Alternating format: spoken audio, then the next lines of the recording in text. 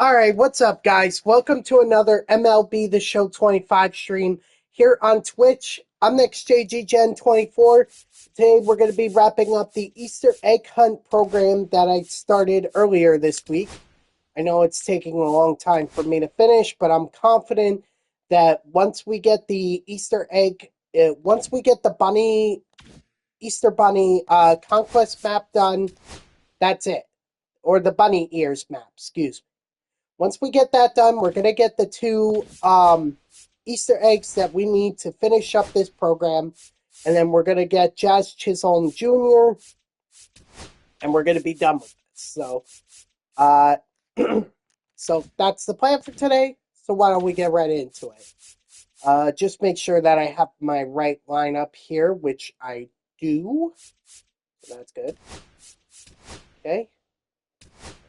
And if time is permitting, we will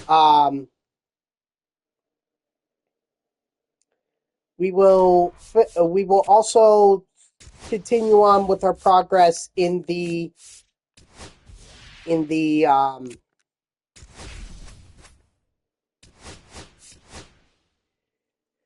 will also continue our progress in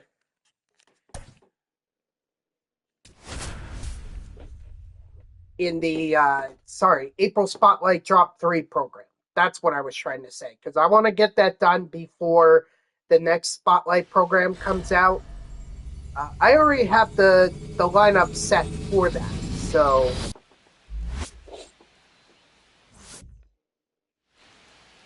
that's the good news. So I'm not going to waste any time once we're done with this program to do that program. That's a promise. And also some good news. I think I might know what's causing everyone to freeze up when they go into their roster at certain points. And I was wondering about it for a while. And then I think I figured it out last night when I was playing MLB The Show. Don't worry, it was nothing I was doing here. Like, I did not make any progress in any of the programs that I've done. Okay, the only thing I was doing was grinding Diamond Quest because I was getting the cards that I didn't get out of it. And I did. I got both Rizzo and McClanahan last night, and I also got Ursay. So I have all the Diamond Quest cards that were available without buying them. So they just take some time to do. Plus, the odds sometimes are not in your favor. Like, as an example, I didn't think I was going to get, who was it? Rizzo. I didn't think I was going to get Rizzo because I thought for sure, I had less than 50% chance of getting it. I was like, there's no way I'm getting it. And I complete the stadium after I play on rookie and everything, and then I come back and voila, there we go, I get Rizzo. I was very shocked by it, but I'm glad that it did happen, because... Hold on, I think I gotta cease. Oh, no, I guess not. Okay, sorry. Still battling the sickness, or still battling a bit of a cold, but at least I'm doing better. Yesterday I was absolutely miserable. Strike 3 sit out. I that's why I didn't stream, because I just felt like I couldn't. I didn't feel like I could stream while I was sick. I mean, I don't even know how I managed to get through Tuesday's stream. But yesterday was definitely not a no-go. Anyway, so I was talking about... What was I talking about? Oh, yeah. The glitch. So, after I finished Diamond Quests, all the Diamond Quests, I went into my roster, and it froze up.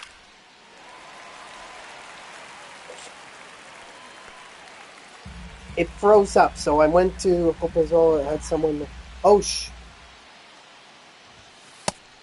oh my God, CJ, are you okay? We got 2 balls, 1 strike. Holy crap, man. That is insane. I mean, I'm glad that you're okay. Oh my god, but I don't think I would have done that. Number 49.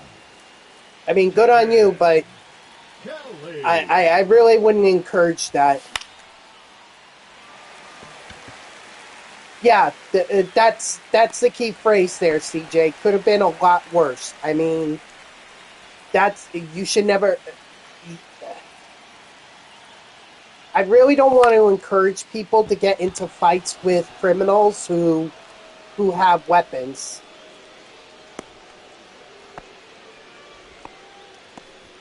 I mean, I don't know if it was something you had to do. I would have been... I guess I'm not a fighter, so I would have just been, okay, dude, take whatever you want. I'll leave. Just don't hurt me. Like, that's the thing. That's the smart thing. You don't want to get hurt. Because you don't know if they're good. If they're good at if they're good with a weapon or not. You don't ever want to take that chance. And like you said, you didn't know if that was a gun or a knife. If it was a gun, you would have been dead. The center fielder, number 3, Jackson Merrill. No, I understand, but by fighting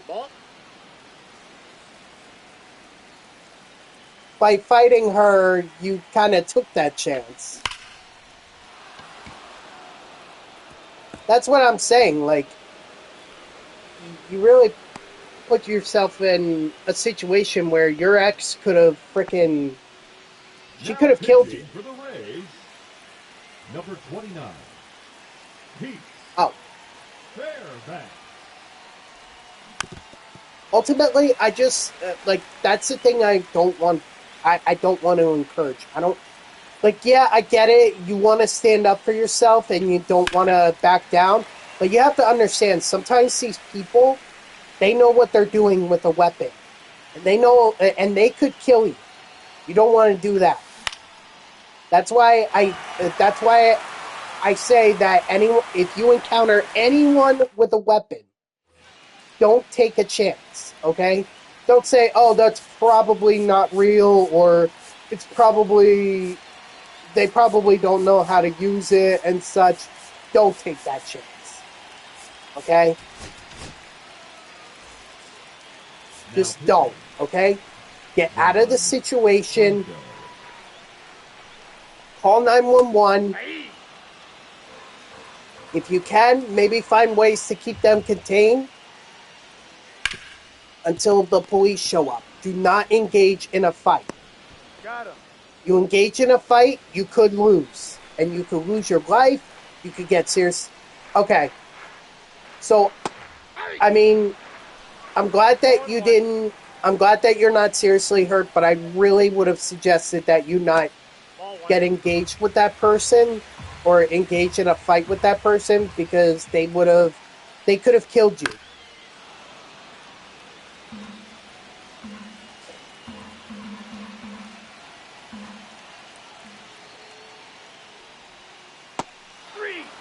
I mean, unless you know what you're doing, okay? If you know that they have a...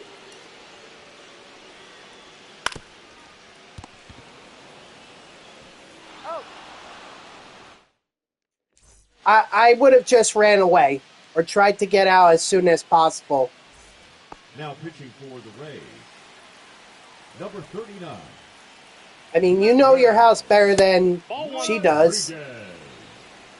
But all I'm saying is I don't want this... The thing that worries me the most is that people would look at a situation like that and be like, oh, well, I guess I can fight back too. You know, I will say you did a good job. One strike. No windows? No windows you could have just crawled out of? But then you would have had your back turned to her, and she could have stabbed you. Okay. Well, that unless you try to get out of there, you try to get out of the window while facing her, because then she's not going to charge you while you're facing her. Or she wouldn't. If she were smart, she wouldn't have charged you while you were facing her. Look, I'm glad you're okay, CJ. What my overall point is I don't want people to start confronting criminals just because they believe they could get the weapon away from them. Okay? That makes it an even worse. That could really put them in a situation where they could get killed. The right fielder, number 19, Jose. Like, Bautista. No, I understand. Like, fine, I understand. If that was your only option, if you couldn't get out of there, or you couldn't find anyone to help you out, then fine. By all means, you gotta do something. I'm just saying I don't want people, for their first initial thought, to go to, I'm gonna fight back. Okay? Because that's gonna make it more likely that you end up dead. That's my thing. Like, if you could get out, or if you could get away from the situation, get away from it. Do not take a risk. Okay? Get out of a window. Hide in a closet. Lock yourself in a room. That's a ball. Okay? If you can't do that, and if you don't see anyone helping you, like you don't have anyone who could possibly take down the intruder, and you're left with no other choice, then you can try it. I'm just saying it's a last resort.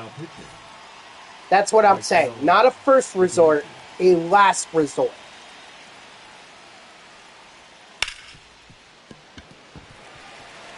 But I'm glad that you're doing okay, CJ. Yes, thank you.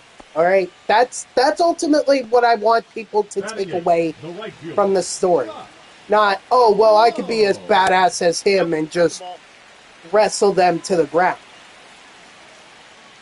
Okay? I'm assuming that that you were bigger than this woman, so you had a more likely chance of surviving than if it had been like someone who was bigger than you, like a big guy with. Well, a lot of people would say that that's badass.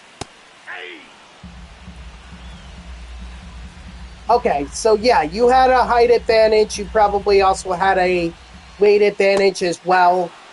So the odds were better for you. I'm just saying, like, if that had been a 6'3" guy with muscle arms, I mean, I wouldn't have fought back on that. I would have been like, just take whatever you want. 0-1.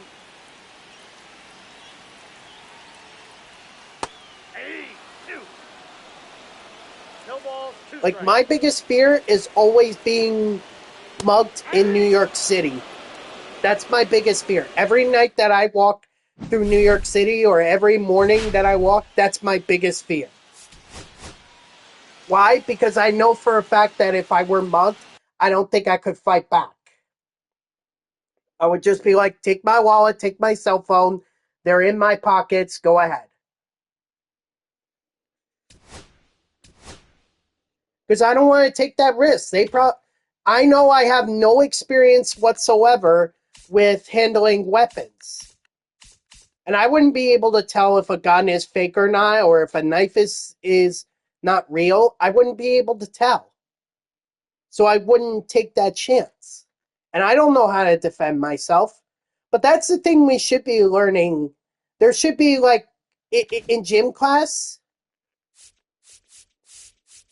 they should be teaching you how to defend yourself. They really should. I mean, you don't have to go all You don't have to be all Jackie Chan on them or something like that. I'm not saying that, but I am saying that you should be, if you do find yourself in that situation, you should know a way to be able to disarm the guy or the the thug and protect yourself.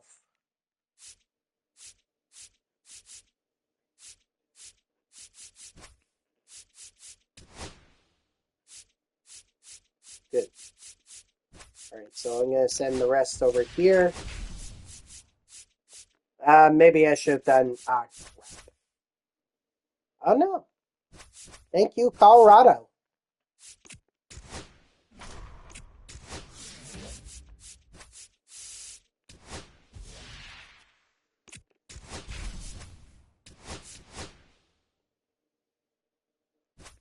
So, but I'm glad that you're doing okay, and I'm glad you survived that moment. Again, I just wouldn't have taken the chance. But obviously, you had things going in your favor, so you at least had a better chance. Yeah, I was sick. I've been sick all week, or I got sick on Tuesday. And so I've been battling that. I'm doing better. Better enough that I'm gonna be able to go into work tonight, but still, just I hate getting sick. Ball, that's out. And I know exactly how I got sick. I'm blaming my dad on it. Because my dad had it first, and then he spread it to the rest of my family. And in my family, when one of us gets sick, we all get sick. That's the worst part of it. The only time that we never got sick together was when I had COVID. When I had COVID, I isolated myself to my room here. I didn't bother eating dinner with my family or anything. Watching the draft? Nah. I can't take another Jets pick gone wrong kind of deal. Honestly, I don't even see or I don't even know if this team is, I don't even know who the Jets should draft. One of my friends who's a Jets fan, he wants them to draft Tyler Warren, the tight end. He's saying they're a generational tight end. That's a ball. Listen, no one is generational in the draft except for Patrick Mahomes. Ones that you strike gold on, you get lucky, but they're very few very few and far in between. Like, how many QBs did everyone go through before between Tom Brady and Patrick Mahomes? Number 54. I can tell you the Jets went through a numerous amount of QBs in that time frame, and they still haven't had as good of a QB.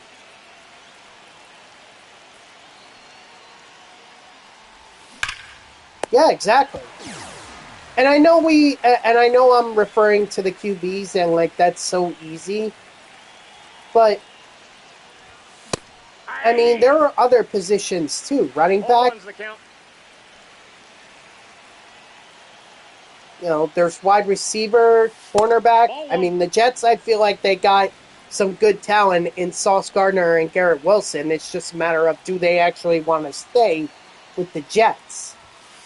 Ball. We got 2 balls, 1 strike. And they may not. Everyone thought that Muhammad Wilkerson that the Jets drafted, they thought he was going to be the next great defensive tackle. And after he left the Jets, he was nothing. He was a decent defensive lineman, but not what everyone expected. And even with the Jets, it was a little overhyped. I think because people were trying to say, "Oh, he's the next." This is the reincarnation of the New York Stock Exchange. I know I'm referring to the Jets. There are obviously a lot of other teams as well, but like the Jets, I'm definitely more familiar. He's out. So all this talk about who's a generational talent and everything,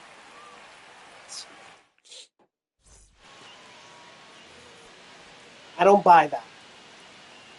Okay, you luck into it, and like you said, Patrick Mahomes had 3 QBs taken before he was, and he didn't even start his first year. They still had Alex Smith playing for them before they finally went to Mahomes. All right, sounds good, CJ. Thank you. Yeah, go finish your work, and I'll see you the next time you're in here. Thanks for stopping by. I appreciate it like always. All right. 2-2 to count. Plus, in my opinion, and this is just my opinion, this is not a very hyped up draft class. I mean, Sanders, I'm sorry, I don't see him as I see him as overhyped. 3-2. Cam Ward, so what? Another QB. Tyler Warren, I don't like using the whole generational talent description. If he's the best tight end in the draft class, that's one thing. Okay? But I'm not using generational talent. Because nobody gets that until they've actually proven it in the NFL. And so many people have not proven it. 3. Strike 3, sit down. So, like Abdul Carter with the with Penn State. 0-1. I mean, that's good for him. You know, I think he would be a solid pick, and you know, yeah, I'm a Penn State guy, but I watched that guy all season, and he got to QBs relatively quickly. He is quite a solid defensive end. So, I mean, if somebody wants him, like by all means, go get him. I think they're getting a solid defender, but I wouldn't, or defensive lineman, but I wouldn't go so far to say that he's a generational talent. Certainly has the potential to be, but Batting 8, the center fielder, number 3, Jackson Merrill. But we'll see.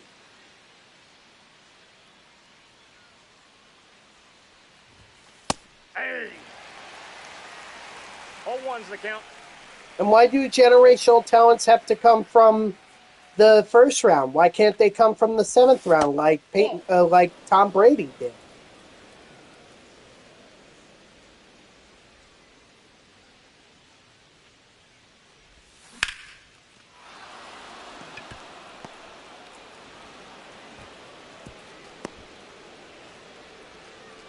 Batting 9, the second baseman, Tommy Edman.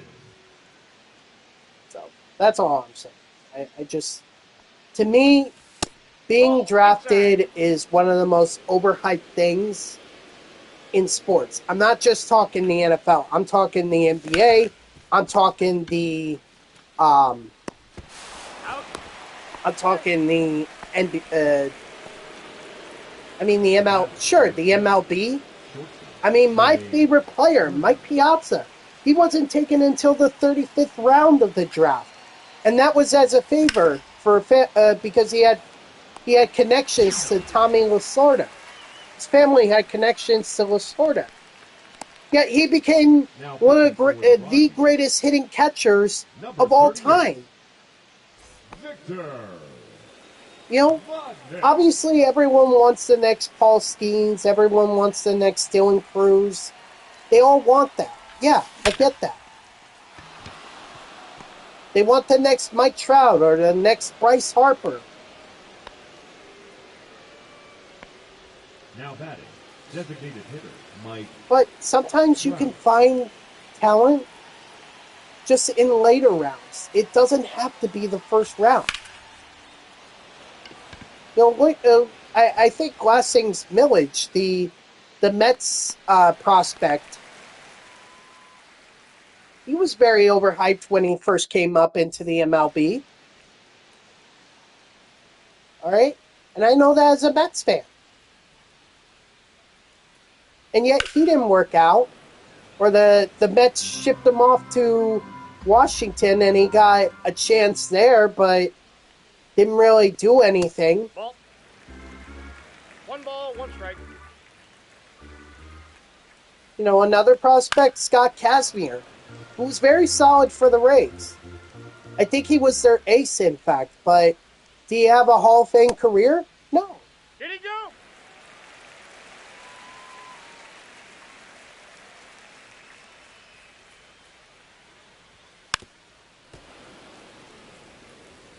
Sometimes I wish the NFL, the other leagues, the NFL, the NBA, and oh god, I keep having to sneeze. 0-1. The NFL, the NBA, and the NHL. I really wish they were more like the MLB in terms like they do have the NBA and the NHL do have minor leagues. They have the G League, and then they also have the AHL.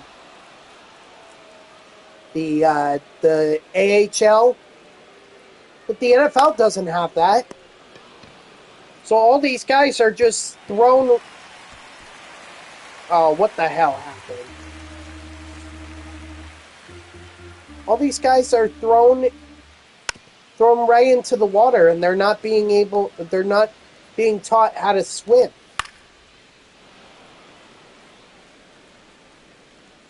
It's like college is the only minor leagues. That's it.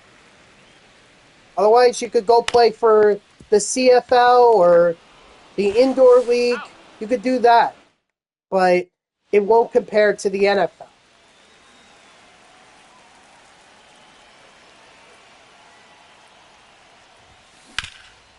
And I feel like if there was a minor league for the NFL, you could also go play for the what's the league that's in the springtime? I forget what the football league there. It was like a combination. Maybe it's the UFL. The UFL. I think that's what it is.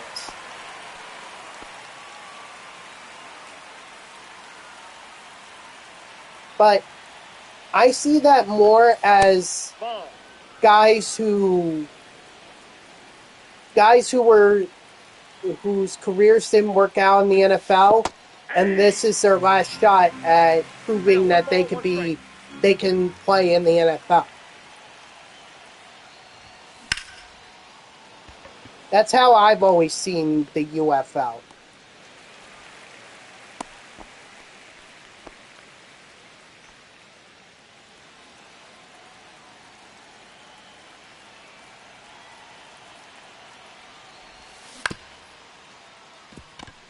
So, if they had a minor leagues, though, the NFL, I think that would be a great opportunity for players to be able to grow, and then that way, when they're ready in the NFL, they could get called up, and 0-1's the count. And they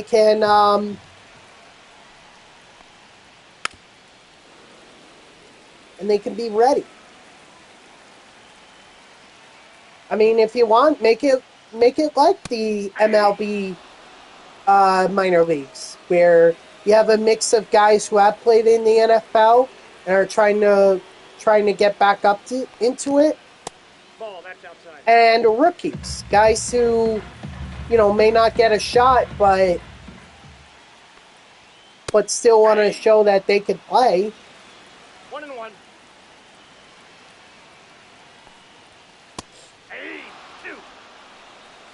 Why not? 1 ball, 2 strikes.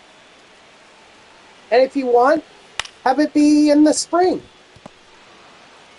That way they could get the work in, you can evaluate, and then come spring training, or I'm sorry, come training camp, you could decide whether you want to invite them or not.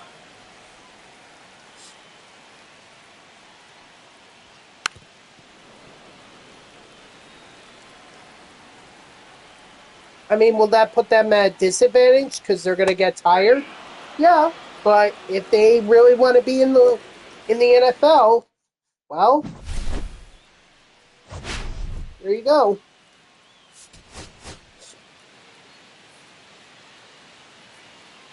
You're going to ignore all that fatigue and you're going to do whatever you can to get there. Because there's nothing like being in the NFL. Let's be honest about that. There's nothing like it. So that's just, that's just me spitballing some ideas.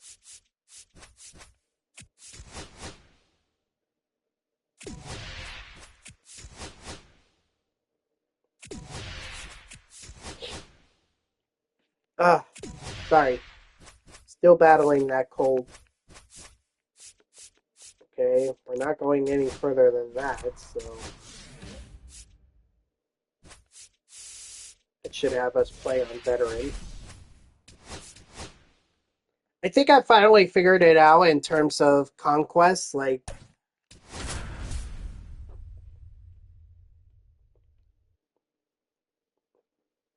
obviously I want to play on rookie, but if I could play on veteran, I think that could be easier for me. Or that could be just as easy. So I think moving forward, whenever I do conquest maps and I don't feel like I have a shot at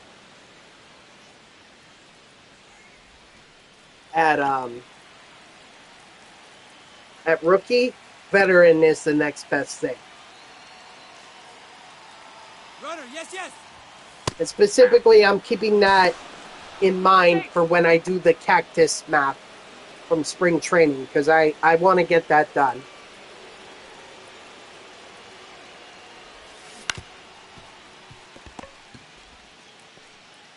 And that is why I chose to steal with Trey Turner. Batting third, the designated hitter, Mike Trout. Not only does that put him in scoring position, but we avoided the double play. And Mike Trout is going to hit a home run.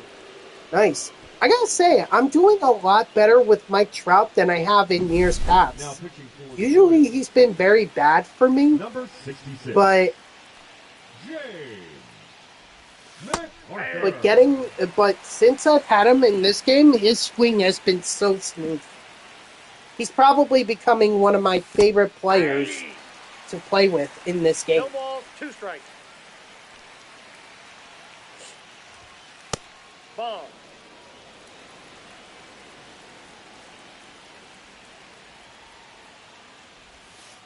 Ball, that's out.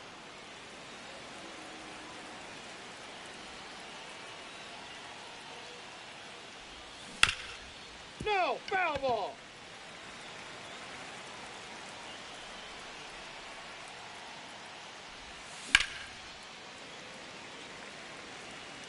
God, this disease keeps bothering me. I hate being sick.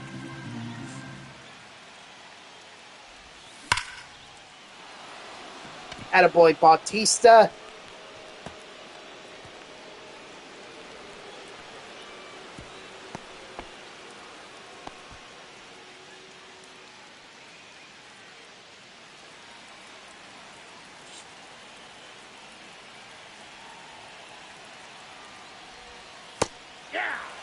Good backdoor slider. Can't be mad about that. But back to baseball, because my Mets are on freaking fire right now. Oh my gosh. 18-7. The best record, not just in the National League, which would be impressive in of itself, but the best record in the MLB. That's crazy. Now look, I'm not going to get overexcited for it, because if anything as a Mets fan has taught me, they usually get off to good Aprils, and then by the May and June months, that's where they start to struggle. So I'm not getting ahead of myself here. I'm just saying that it's crazy that the Mets are the best team in baseball right now. And you can argue that, well, you didn't go up against real talent yet. Okay, we just swept the Phillies, and that was not easy. Okay, we had to go up against Zach Wheeler in the final game. We had to go up against Bryce Harper, Bryson Stott, who is hitting very well right now, Johan Rojas, back of the final batter, guy that is sneaky good. Okay, Bryce Harper and Kyle Schwarber are always a threat. Batting third, the shortstop, Bobby. Cardinals, I mean, I guess you can make that argument. Miami, yeah, certainly. Toronto, 0-1. you know, honestly, Houston, we should have won that series, but 0-2 is the what count. can you do? But even still, it's That's like, inside. it's not like the Mets are not proving that they deserve it. And the other thing, too, that I love about this team, they are clutch. Okay, they are never truly out of it until that 27th out. Okay? You got to get all 27 outs against the Mets if you want to beat them.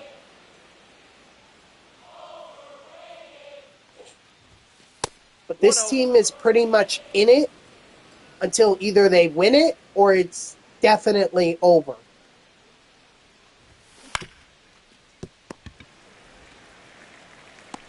He's out. And that's going to serve them well come, if they make the playoffs. Okay?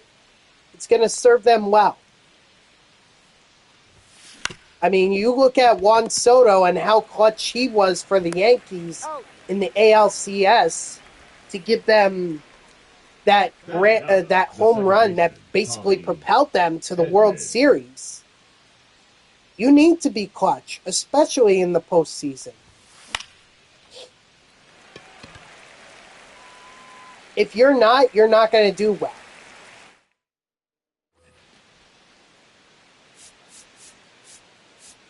I'm already talking about the World Series like, oh, no. I'm not talking about it like that. I'm just saying that if you want a chance at the World Series, you got to be clutch. Ball one. I mean, look at Freddie Freeman. Hits the walk-off grand slam in Game 1. I would argue that ultimately sealed it for the Dodgers.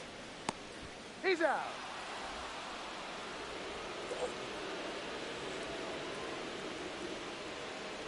Once that home run, if they had let that first game go to the Yankees, I don't know if the series would have been as over as it was, or over as soon as it was. Like, we could have seen that series go to Game 6 or 7, and that would have given the Yankees a chance to be able to win.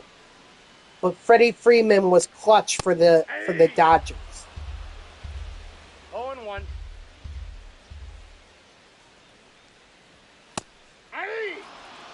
Although I will say I hate that how they have the Ghost Runner rule. I really do hate that. Regular season, I understand you want to get that done, but no way should it be in the playoffs. Okay? No way. You need to tell the team straight up, just get it done. Okay? Get it done the old-fashioned way. In fact, I would say even during the regular season, it should not be that easy. Okay? Like, let's say you get the first couple of extra innings. You should not have that Ghost Runner rule available. Or even make it a strategy. Make it a strategy. Say to the teams, okay, you can have a Ghost Runner rule, but that's it. Or you can have your Ghost Runner, but that's the only time in the extra innings that you can use it. So once you use it, that's it. The rest of the time, you have to win it the old-fashioned way. And I know that seems silly, Like, Nope, oh, the ball Mets one. won based off of the Ghost Runner rule. Yeah, but they would have been able to win it if not for the Ghost Runner rule. Yep, I got him. Take your base. Okay, Pete Alonso could have driven in or could have gotten that double. The Phillies wouldn't have scored, so they'd still be at 2, or they would have still been at 2, and then Pete Alonso would have came up, and he would have gotten that double, and then Marte would have scored him in. The left fielder, number 8, Ryan. I'm just saying, this Ghost Runner rule, while I get that it was meant to speed up games, at this point, it's kind of taking away victories or wins. It's taking away the significance of it. Okay, yeah, the Mets still swept the Phillies, and that's good and all. Hits, because it's like, oh, well, you just get them anyway. Now pitching for the Royals, number 61, Angel. So what I propose, either with the Ghost Runner rule, either the first couple innings, it can't be used. It's only until the 12th, or the first couple extra innings, it can't be used. Once you get to the 12th inning, then it should start to be used again, or it can start to be used, or make it a strategy, much like manager reviews or mound visits. Right? You gotta be selective of it. You can't just use them however you like. You gotta be selective. And same thing with the Ghost Runner. You want to get it over and done with, by all means, go ahead. But if you feel like that you have a better shot, like let's say the bottom third of your lineup is coming up, but you don't want to use it because you'd rather get to the top third and have a better shot there, and you don't believe your opponent is going to score a run, then you should be able to save it for the next inning.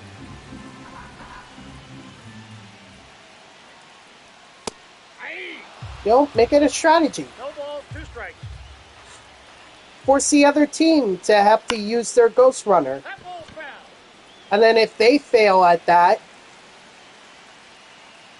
then Ball, that's inside. then you have the opportunity to use the Ghost Runner, and you could easily win it.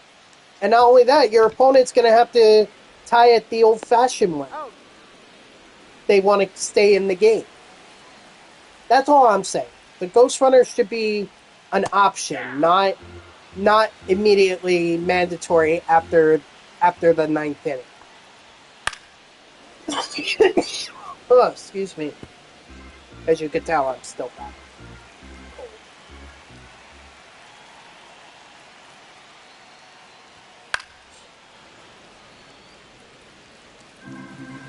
Like, I point to the Mets, Lindor walking it off against the St. Louis Cardinals Friday night, the game that I was at. That was in the bottom of the 9th.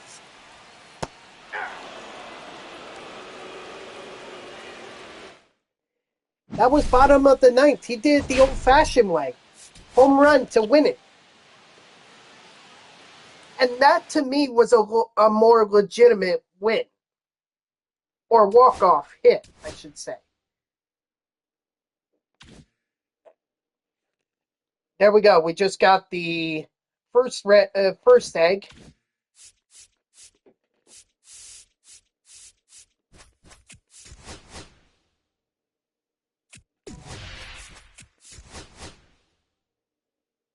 Uh-oh. Yeah, uh-oh is right.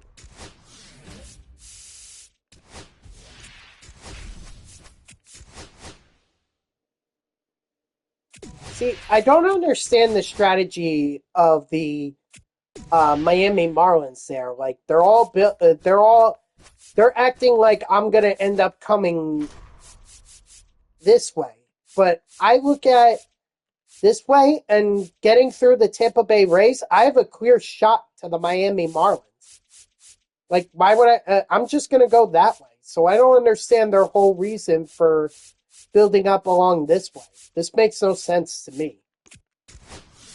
Alright, so we're going to play that. And the rest over there.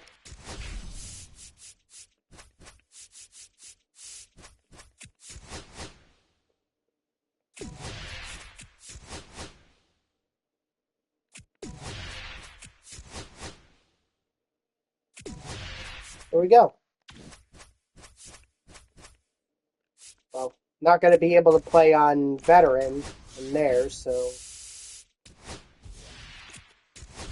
I mean, could I play on rookie against the Marlins? Yeah, but I want to get this done as soon as possible, so...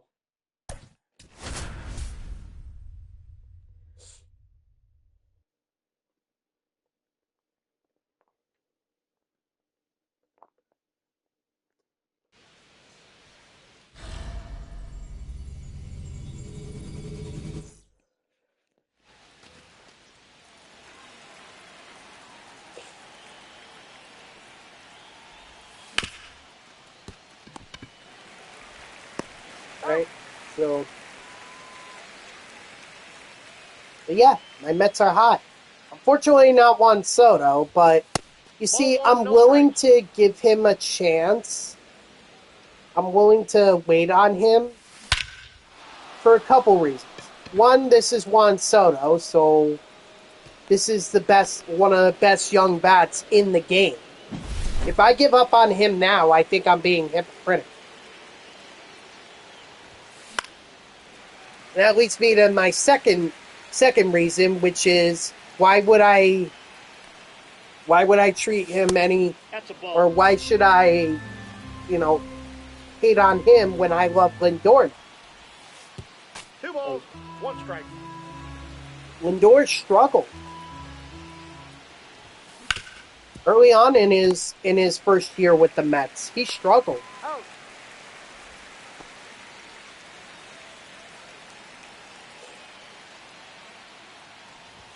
And yet, look at him now. Finished second in MVP voting. And even this month, he's having a heck of a month, which I never thought I would see Lindor do. The shortstop, Xavier. I always thought, Lindor's always had a bad month of April. He usually turns it on later. He's turning it on now.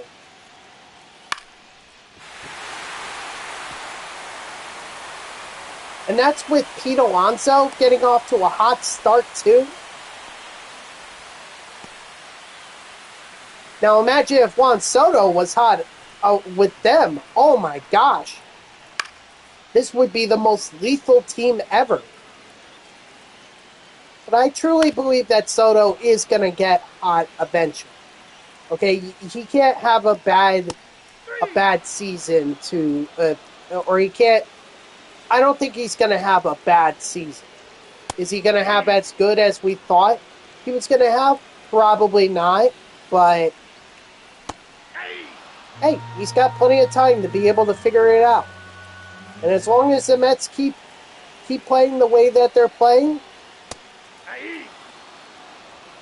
there's no pressure on Soto. Runner.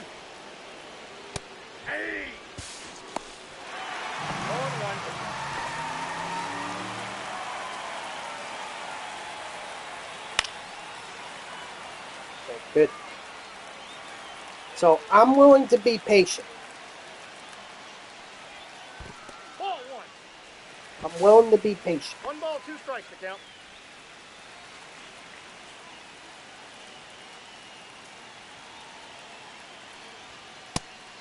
Strike 3, sit down. I say to Juan Soto, don't listen to the haters. Just play your game. You got time to figure it out. But hopefully you can turn it around soon, because, I'm kind of waiting for the other shoe to drop with Alonso and Lindor.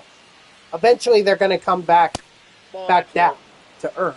And it's like, if that happens, then we need Juan Soto to pick it up. But right now, the pitching is holding up, which is fantastic. The batting, Lindor and Alonso, and you're even the fielding. Okay, how about that double play that Tyrone Taylor turned from center field? How about Juan Soto? I know we're talking about him struggling with the bat, but how about that throw that he made to home plate to keep Castellanos from scoring? Okay, if that doesn't happen, the Mets lose that game. So Juan Soto is finding other ways to contribute. You just want him to contribute with the bat the most. And that's fine. But if it's not, like he said, if it's not with the bat, he'll find other ways.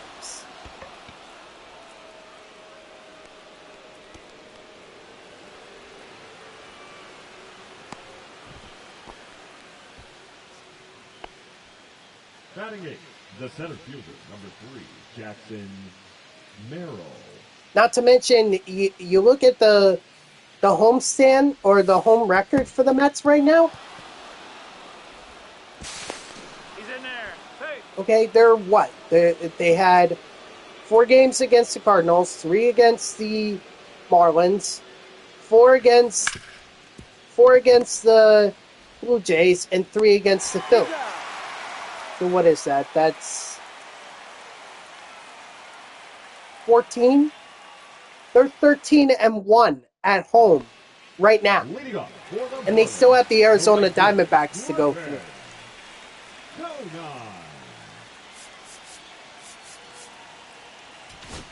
Now pitching, John. But this could be one of the best home starts for the Mets in recent memory. Like, the closest to this was 2015. We all know what happened in 2015. Hey. 0-1's the count. Hey. 2. 0-2. 1 ball, 2 strikes.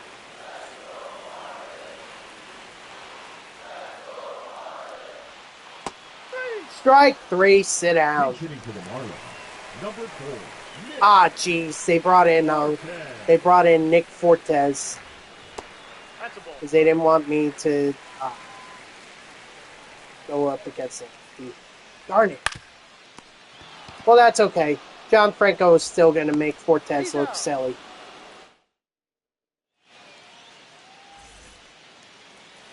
Now pitching for the Marlins. I mean, I respect it. I respect the Marlins thing.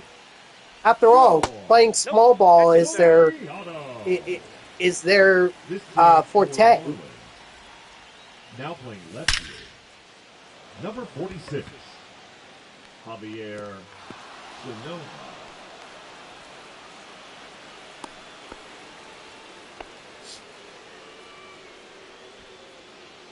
I mean, I do think that the Mets need to get better on the road. You know, dropping that series against Minnesota was not good. But they needed to win that series against the Athletics for sure. And they shouldn't have dropped that series against Houston. At this point, I want to say that they have like an even record on the road.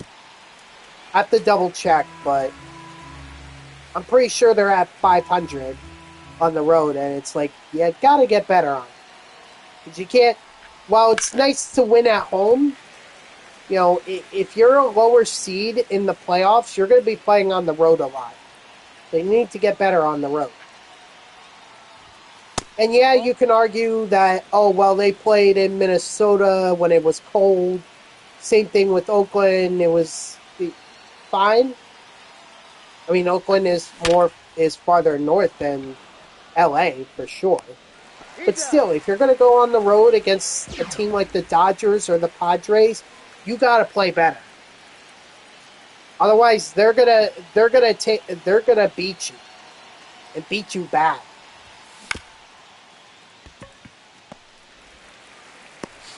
I mean, the Mets learned that in the NLCS last year.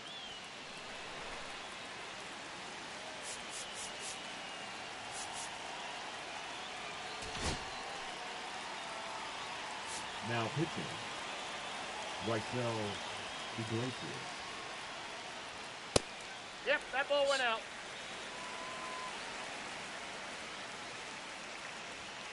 Ah.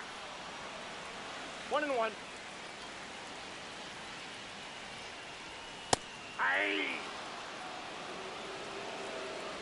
We'll see what happens, but I do think moving forward, and this series against the Nationals should be a turning point for them. They have to get better on the line. They have to. That's outside. Okay, but don't underestimate the Nationals, because I saw the beatdown they put on the Baltimore Orioles. And as a fan, that kind of concerns me. As a Baltimore fan, I would say I'm very concerned. Or as a Baltimore fan, I'd be very concerned. I think I saw on an Instagram post that they had one of the worst ERAs in the MLB as a team.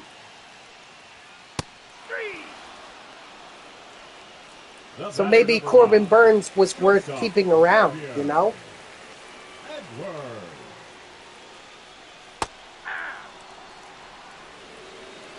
If they didn't do anything to address their pitching, well, I don't see how the Orioles compete in the AL East.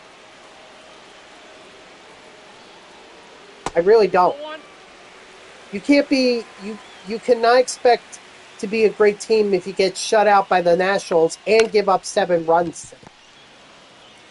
That's not a knock against the Nationals. That's a knock against the Orioles.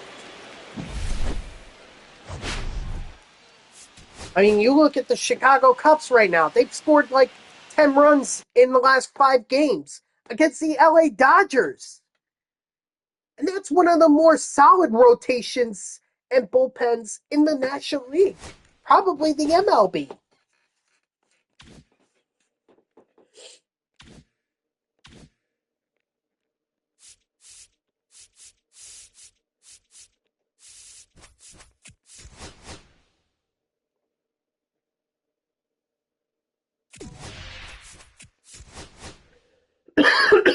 Excuse me. Alrighty. Woo. Akon pack. Yeah, we might as well just put them all there. It's not going to matter once we get... There we go. Anthony Volpe. And there we go. So once we go over here. Go ahead and collect the rest of the eggs. We only needed 5. And the program is done. So we get show packs, 10,000 XP. We got the golden egg icon. Not that I ever care about that. A deluxe egg hunt pack. And Jazz Chisholm Jr. along with 15,000 XP.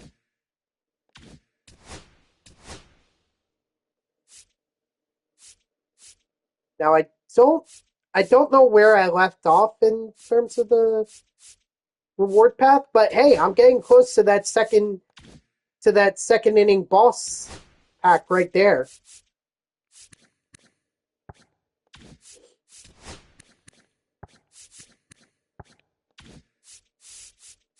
I mean, I believe I'm gonna get all 3. Not gonna lie, I think I'm gonna get all 3. But I want to wait till some of their prices come down. Now, before we go any further, I do want to open up some of these packs, like getting these egg hunt. Ooh, we got a diamond. Relief pitcher. Better not be Urseg. Nope. It's the Giants pitcher. Sean Helly. I hope I'm saying that right. If not, I do apologize. I'm just not... I know who the pitcher is, but I don't know how to pronounce their name. Second base. Jeff McNeil. Darn it. And I already had him. Alright, I guess we'll sell him. He's 15,000, so we'll... 2103. That would have been nice if I didn't already have him.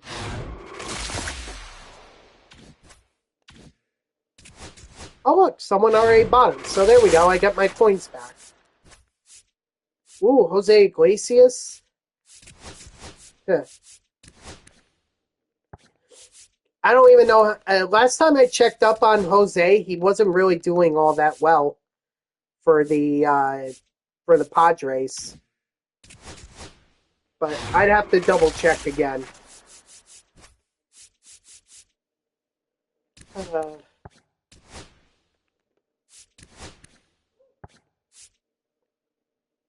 What was it, 209 that I'm selling him for?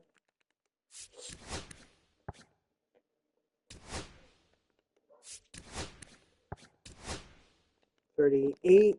And Bellinger. Nah, I gotta quick sell him.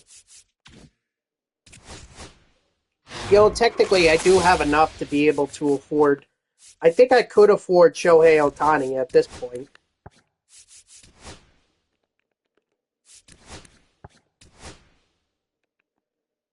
Oh, no. If he's at 8, then I need to quick sell him. Because if I put him at 7, that means I'm only going to get 6 based off the tax. And I do not want that.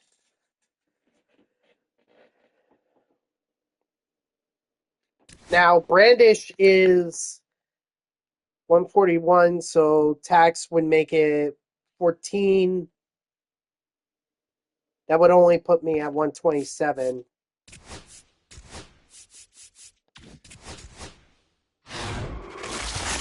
Oh, hold on.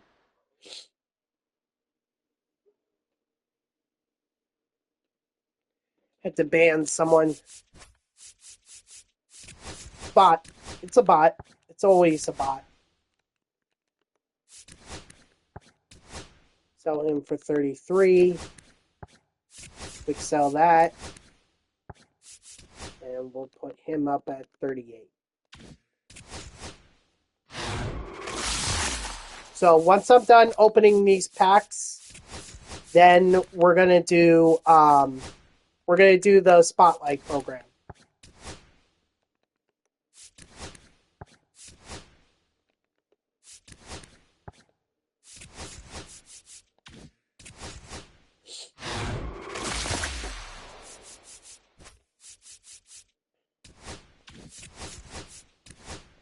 Wicks, 48.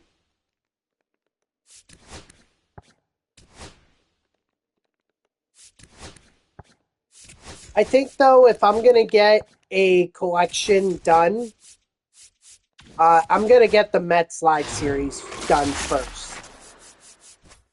Obviously, being a Mets fan, that's the first one that I want to get done. So I'm not going to buy Shohei. Not now, at least. Yeah, I know that would make things a lot easier, but I still need a lot of diamonds from the Dodgers that I need to complete, whereas all I need are Lindor and Soto from the Mets. Or I could even go the Yankees. Because the Yankees, I only need Judge.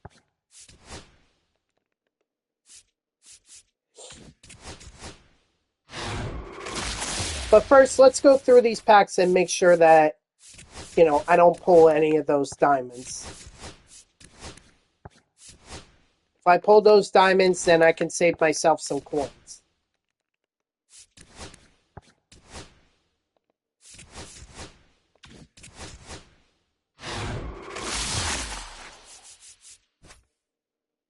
Kyle Higashioka.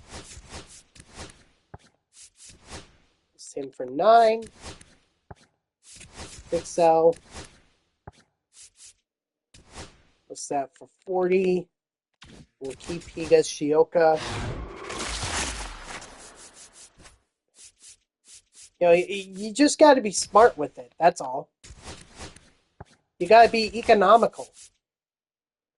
You bought Acuna and finished off the Braves today? Yeah.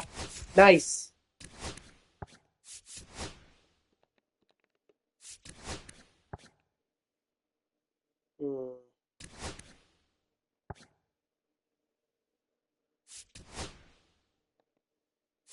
Yeah, I'll quick sell him. we'll see. We'll see what happens. I mean, doing the Yankees would be the least expensive for me because, like I said, I only need Judge. Well, that and a few more cards, but I could always get those cards. 624. 36. And then we're going to keep Stevenson just in case he does become part of a roster. Jackson Reitz. The spring training hero for the Mets.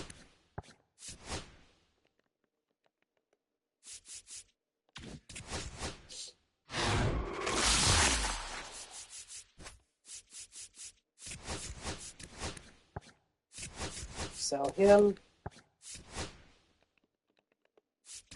3. Put him at 11. Put him at 47.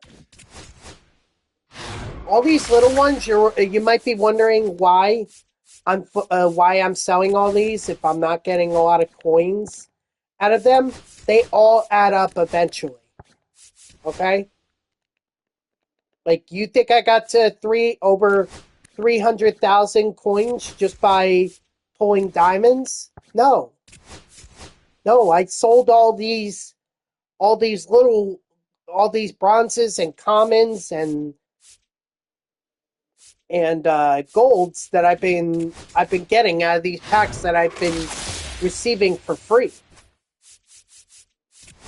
So I'm making coins without even having to spend my stubs because I'd rather save them for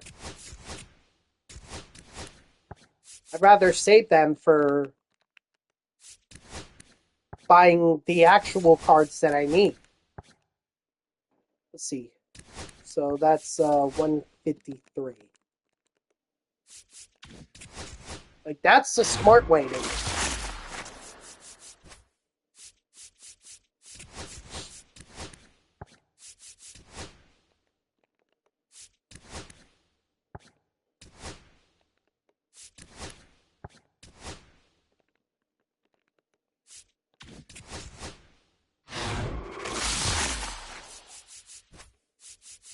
You know, unfortunately, in the show packs, pulling a diamond is very rare.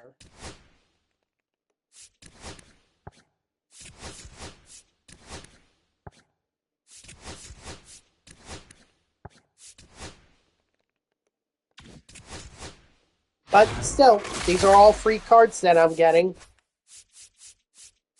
Might as well sell them. Foster is a no. He's a no. He's 150, and I think he sold for 214. So, I've been grinding via CPU to complete the 8,000 parallel. Yes. Now is the good time to take advantage of that because now is double parallel XP week. So yes, that is absolutely a good way to do it. And I'll probably do that while I'm grinding out the Spotlight program. I just want to get all these done. You could also, but see, I don't understand why they did it if they knew that they were going to have the Moonshot event coming up. Like, everyone's going to grind the Moonshot event. I mean, that's the fan favorite event of the year. Whenever it pops up, everyone's going to grind it, going to try and parallel XP their best guys. So why do double parallel XP on top of having the multiplier in the event? That's what I'm saying. It just didn't make sense to me. All right, so now what we could do? We could definitely do the moments, and there's 7 of them here, so that's 21, which would put me at 27. So I would get Yastrzemski and Gage Workman. I would get them, but I mean, I kind of already have my lineup set for these missions. So I kind of want to get them done. I mean, the 25 strikeouts, that's going to be hard with the Reds in a play versus CPU game. I'm probably going to have to go to a conquest game to finish that off, but I could easily get the 7 extra base hits, and I know I could get a home run with a primary position second baseman, because if you guys recall, not only is there Bob Gritch in the not only is there Bob Gritch, which I mean he could against righties, he definitely could hit a double or hit a home run, but I also have Christian Moore here as well.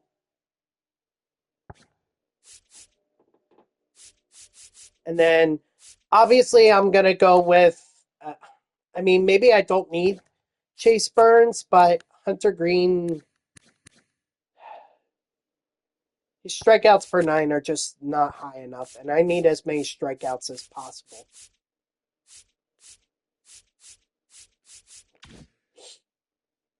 All right, so we're going to do a play versus CPU game now. Oh, wait, before I do that, I'm going to do this. Yes, I finally did get Pete Crow Armstrong by getting Urseg and Henderson. I had Riley Green from the program. Anthony Volpe, I just got him. Joe Torre, I pulled out of a pack. I don't remember where. I think Logan O'Hoppe was part of the program. Yeah. And so was Boyle. So that's where all those came from. Now we'll have to see if I can earn any more. But I doubt it. Even though I would like to have that Jacob deGrom.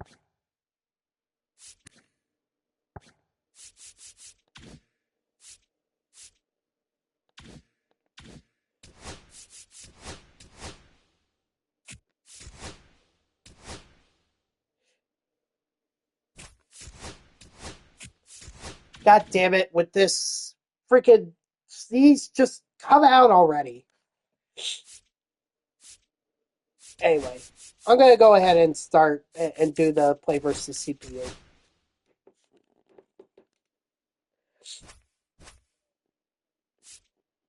So, we'll avoid Chase Burns for now. There's no reason to go to him. We'll try Hunter Green. He should, at the very least, just get 15 strikeouts.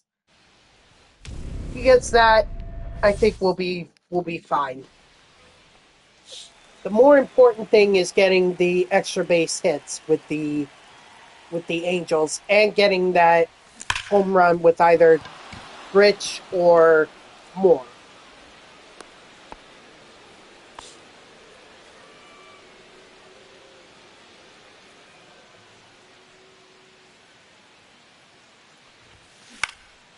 Now, I can't remember if I finished up the Parallel XP mission with Nolan Shanuel. Not that it matters, because I already got Rich, but still, like, if that's a mission that I'm leaving on the table, I should get that done.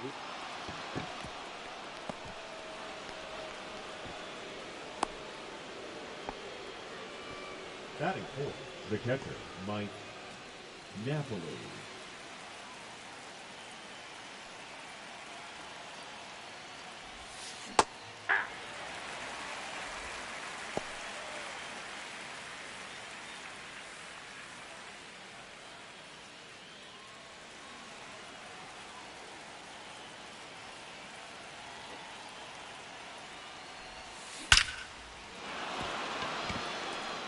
I think the Jets would be absolutely dumb to trade away Breece Hall.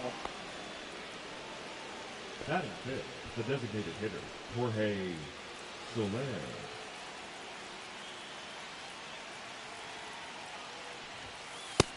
Inside, ball 1.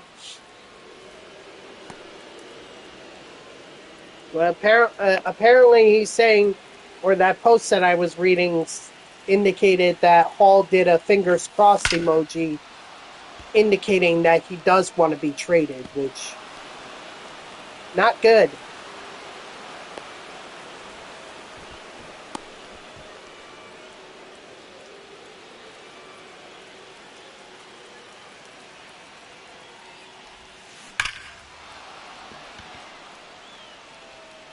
No home run there for Christian Moore, but at least we are getting another extra base hit, so that's 2.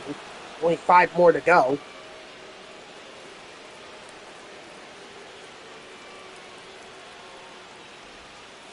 Ball.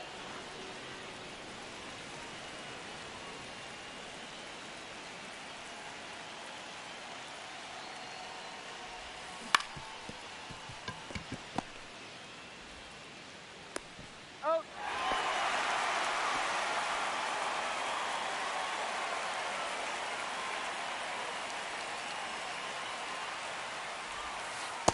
Ball, that's outside.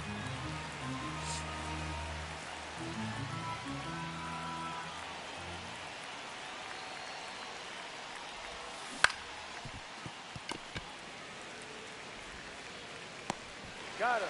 Yeah, that's Bryce. All right, let's get these strikeouts.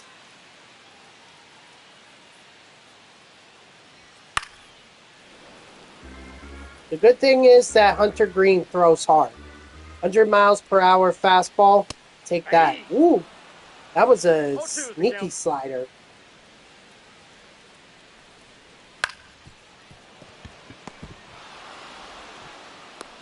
Out.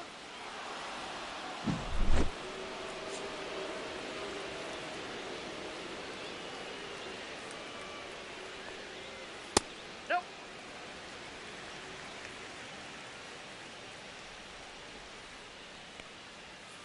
Ah. I got a ball, 1 strike.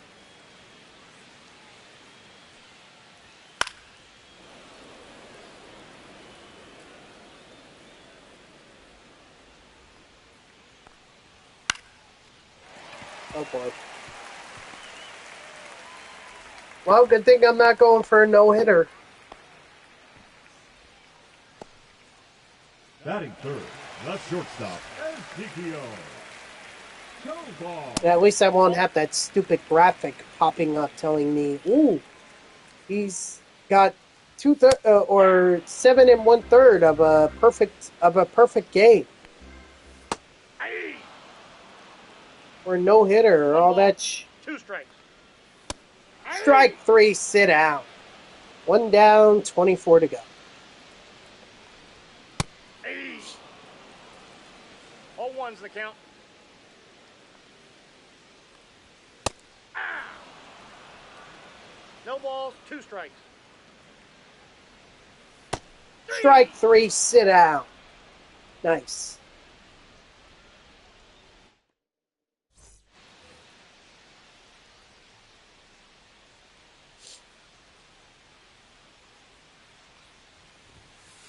Nope, that's inside.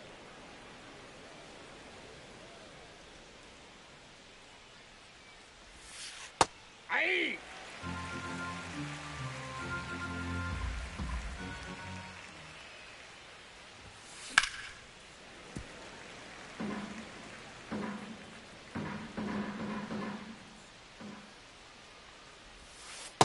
Ball 2.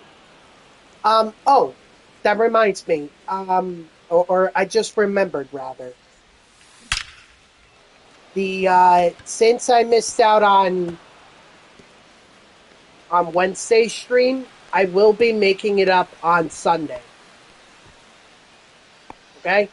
So, Sunday will be a makeup stream. And I am going to the Mets game next Tuesday, so in all likelihood, I am gonna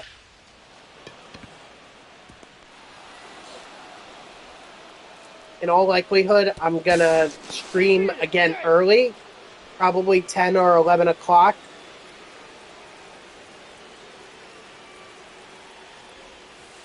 Aye.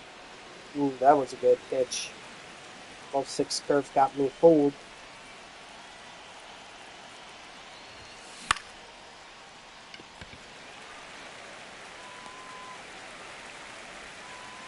Right, and we'll go till 2, and then I'll go to the game.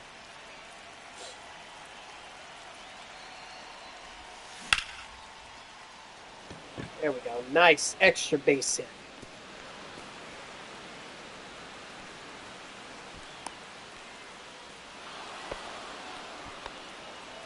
Now pitching for the Rockies, number Why 58, throw in a left? Why? Lucas Gilbreath. Get back, Trout.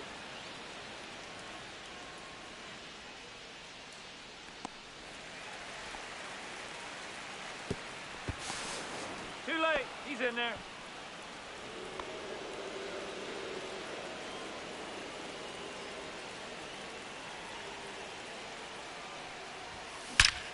Ooh, dang. Okay. Yep, Solaire, that definitely works.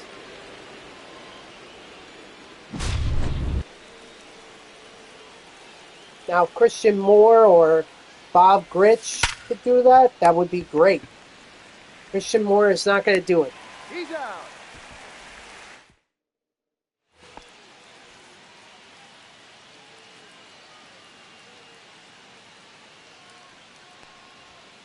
Hey!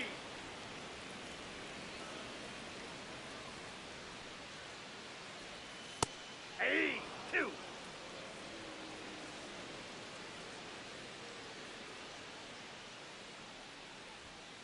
That's a ball. 1 ball, 2 strikes to count. 3. Strike 3, sit out.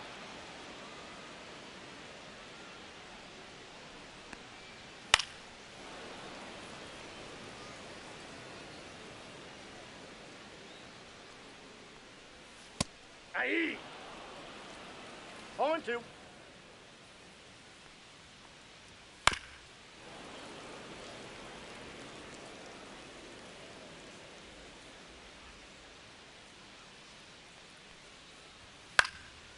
Dang. I mean, I know where this ball is supposed to go, but I don't want to throw it there. I want to keep relying on the catcher.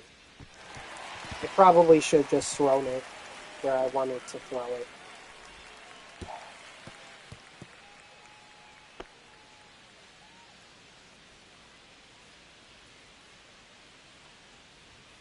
Aye. 0-1. Ah. No balls, 2 strikes. Going with my gut this 0-1. time. You recommend the fastball? Ooh, jeez. Okay.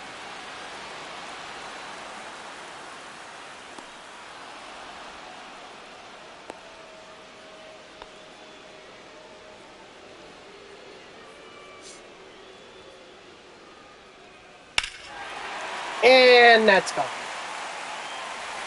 Unless it goes foul. Nope, it hit off the pole, so.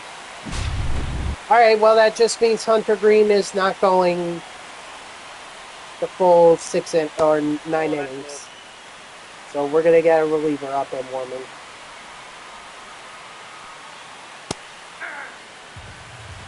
I got 1 ball, 1 strike. Aye.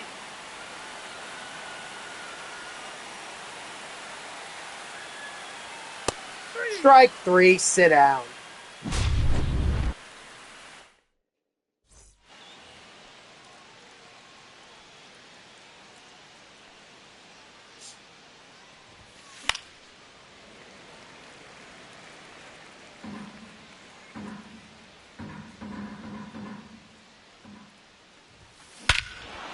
Thank you, Gritch. And there's the home run that I needed with second baseman.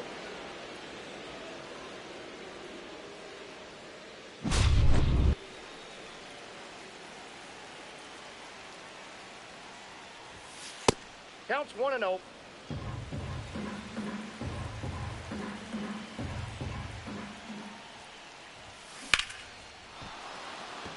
So all we need at this point is just some The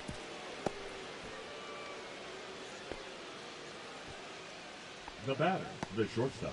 just some extra base hits. In fact, maybe we already have that. Let's see. Okay, so we've got 2 there in home runs. We have, that looks like 6. So we have 6.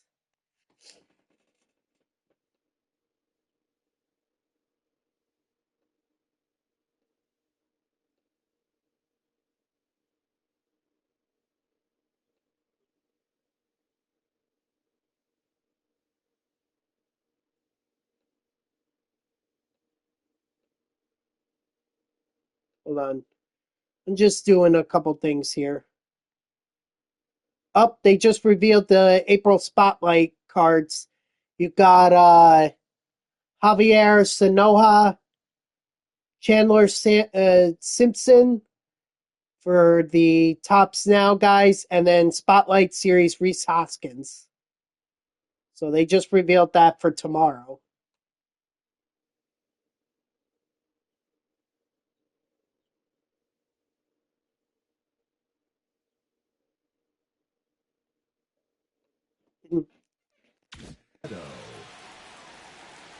Sorry, I was doing I was just laughing at my friend who I guess he's a Jets fan too.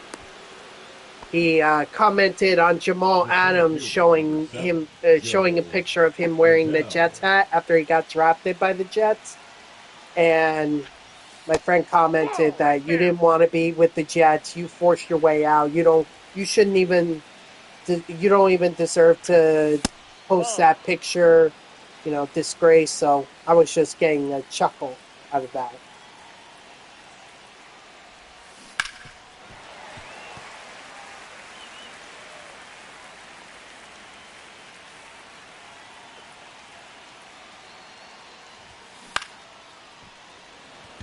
Yeah, go. That's gonna be a double.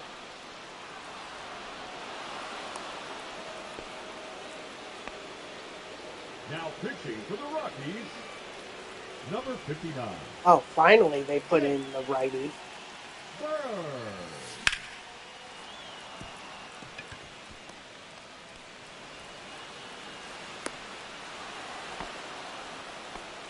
Now batting, right fielder Mike. I mean, kind of too late at this point, but whatever.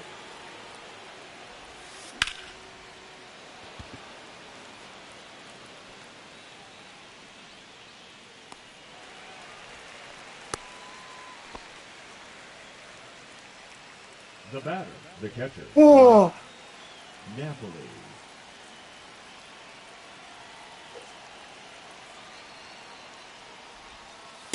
That's outside.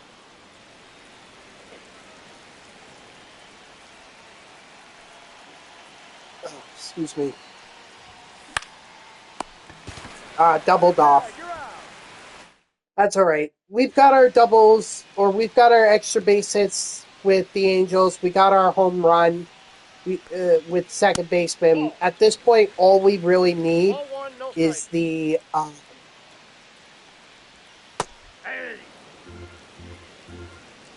all we really need is One ball. is the strikeouts. Sorry, I was blanking for a little bit. Strike 3, sit out. 5 strikeouts, I'll take it. It means 20 less that I have to get. Or Ball, that's off the 20 more.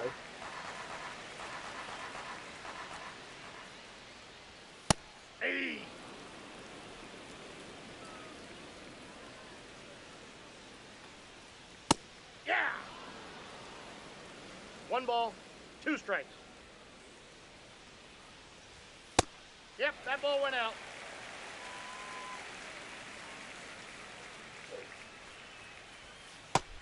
Strike 3, sit down.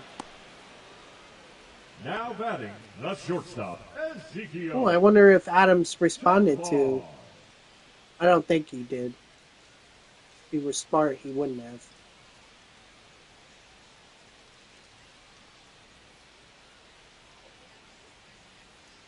Nope, he didn't. Outside, that's a ball. Pitch clock violation. Darn it.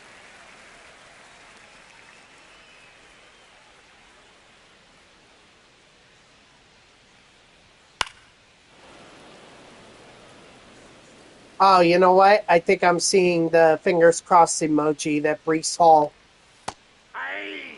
did. 1 ball, 2 strikes. 3. But that's not a reply to the article. It's...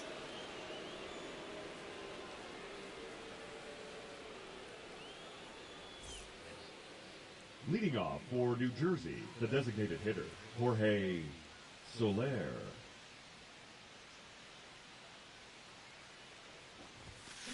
Ice! 0-1's the count. Oh, he did reply. Oh, he replied to my friend. 1-1. Oh, jeez. Okay, so this is what he said to my friend. All I ever wanted to do was win. I rolled the dice and got hurt. I'll forever be grateful for the Jets organization, regardless of what you think. They changed my life forever. No, they didn't.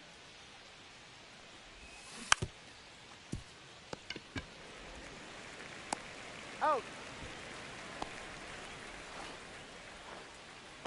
The batter, number 4, second baseman, Bobby Grit. And then my friend replied, Jamal, with all due respect, wanting to leave after 3 years is embarrassing and is a major pet peeve to fans, which I agree. I agree on that. I understand if you want to get paid, but requesting a trade after 3 years is Bush League and disloyal. Certainly is. We as fans supported you, and you slapped us in the face. Designated hitter, Michael Toglia. 0-1.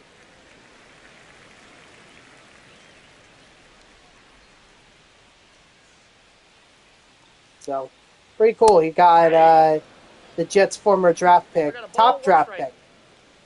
Even Marcus May didn't stick around. So the whole 2017 draft was a wash for the Jets, if you think about it. No Adams, no May. I think Christian Hackenberg was also part of that draft. Or maybe not. Maybe, I don't know. I know Hackenberg is not even... Let's see. You know what? Now I'm curious. Now I am curious. Third baseman, Ryan McMahon. Curiouser and curiouser. Was that a strikeout? Oh, strike 3, sit out. 0-1.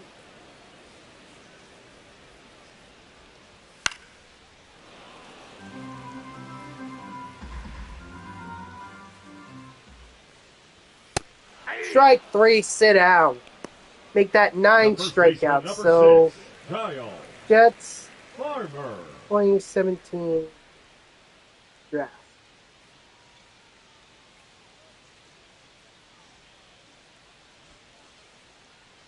Let's see. Aye.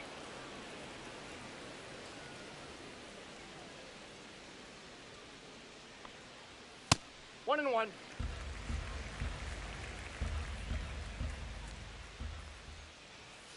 Hey, 2.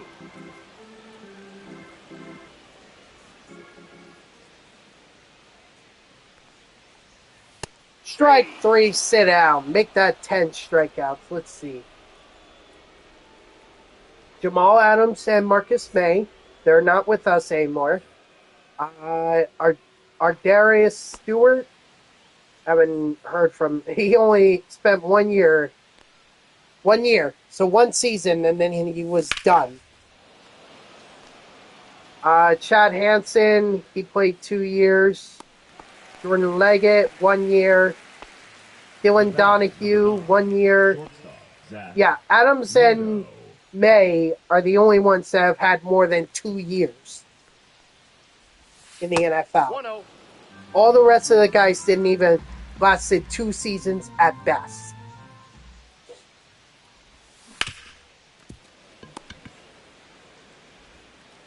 Excuse me.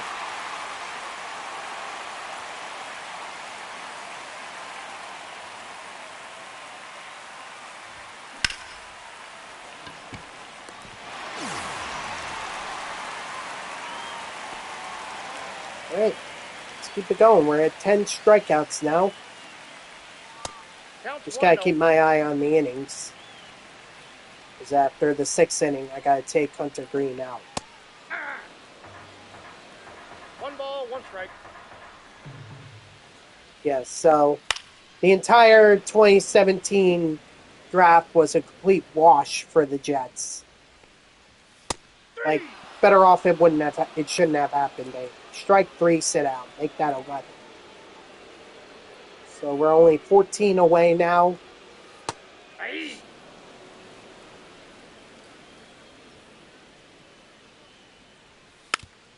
Could you excuse me 1 sec?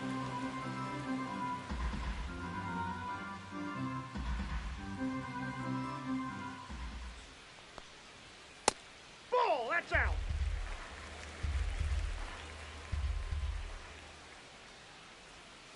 Aye. Strike 3, sit out. 12.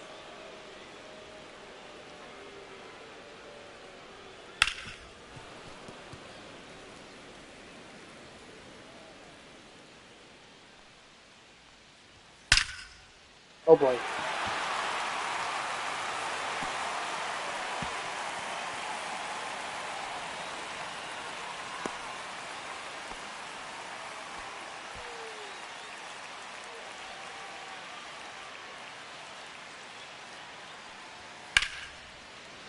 Oh, jeez. Okay, so at best I can only get 15 strikeouts with Hunter Green. Now pitching for the Rockies. I mean, number I 54, figured it was going to be tough. It was going to require another, Halverson. like a conquest game or something like that. Not to mention, I still got to do the moments. Still got to do the moments. Ball, down.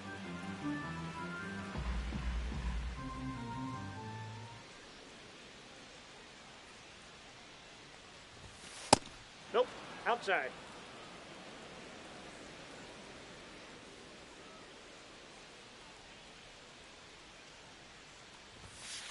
No, inside.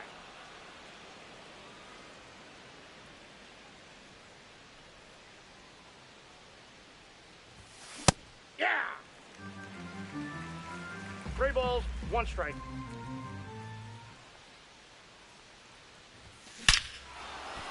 Nice, Trout. Hey, just because I already have the extra base hits and home runs doesn't mean that I shouldn't try to get some parallel XP. I mean, this is double parallel XP. Might as well. Foul ball.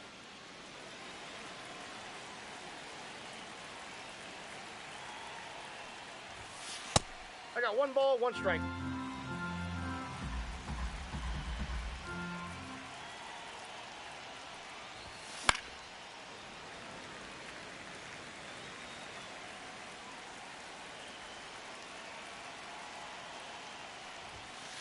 Two balls, 2 strikes.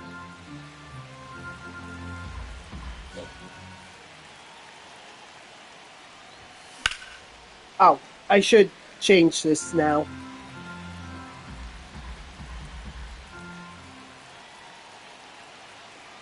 Hold on. I'll change it once I get a moment here.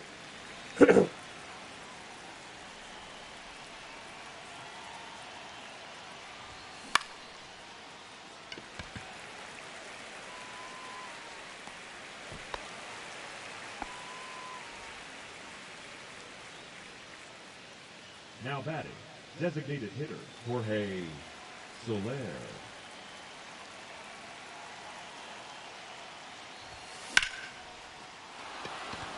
Beautiful, Soler. Oh, they just released even more. Some more cards. Let's see. You've got Jonathan Aranda. You got Logan Henderson. You have Caleb Durbin. Tyler Mayle. 1's the count. And Cal Riley. Those are the guys that are part of the Spotlight, April Spotlight Drop 4 pack.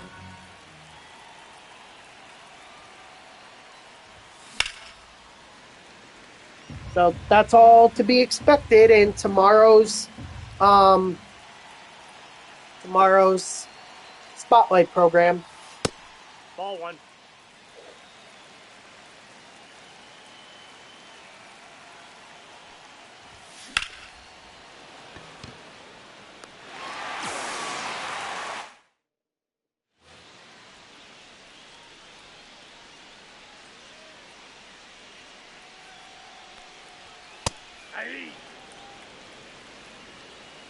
Oh, something wrong?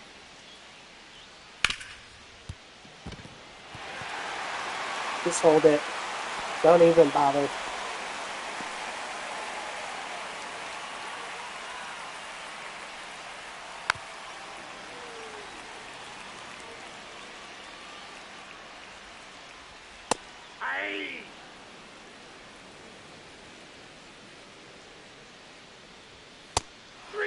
Strike 3, sit out. 13 strikeouts.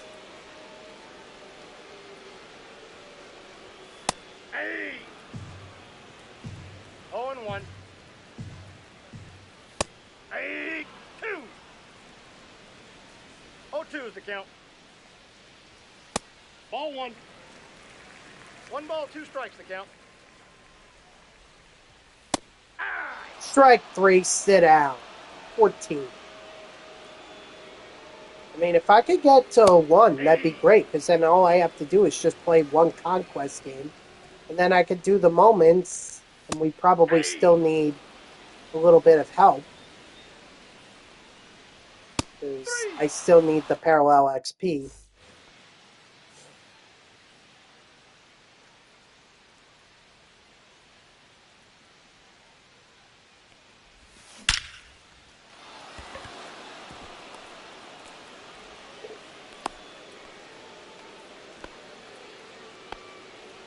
Now batting, the left fielder, Taylor Ward.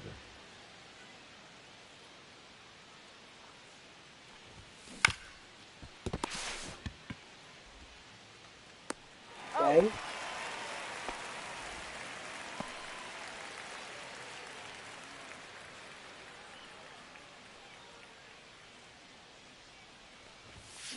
Hey! 0-1's the count.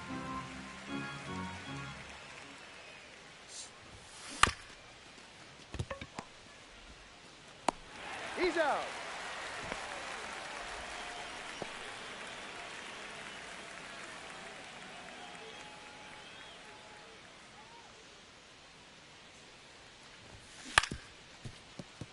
Oh well. Got him.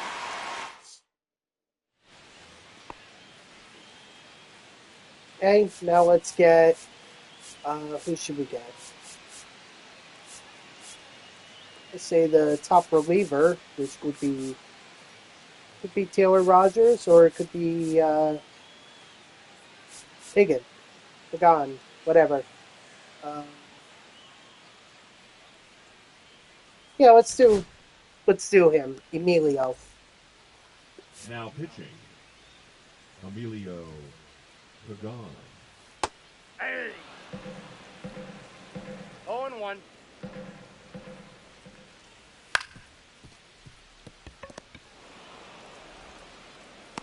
Got him. Okay, so now at best, I could get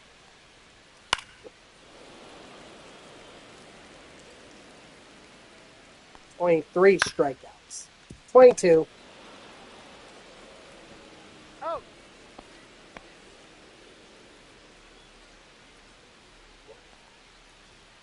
Ball. Ball 1, no strikes. Hey! I got a ball, 1 strike.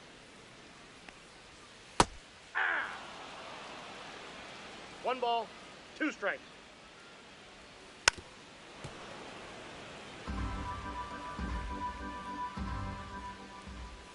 Hey! Strike 3, sit out.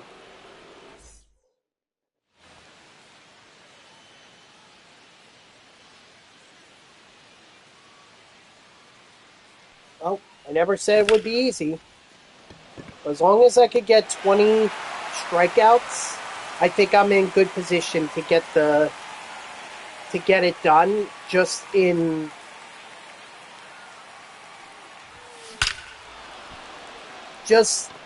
in 1 conquest game. Because then I only need 5 strikeouts at that point. Now pitching for the Rockies, number 38, Victor Vodnik. Ball. 1-0.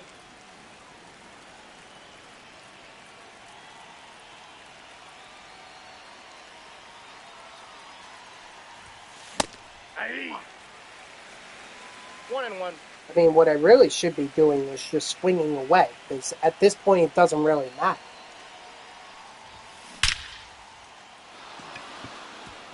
If I get the base hit, great. If not, oh well.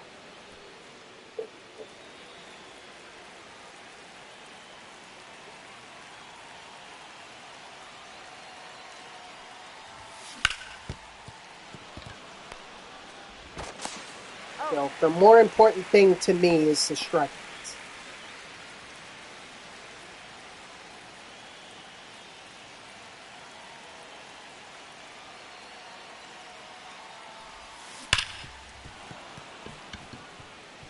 Everything after this, merely icing on the cake.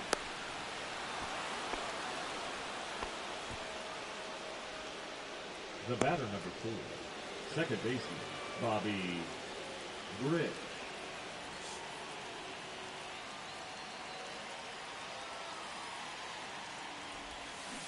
Aye. 0-1's the count.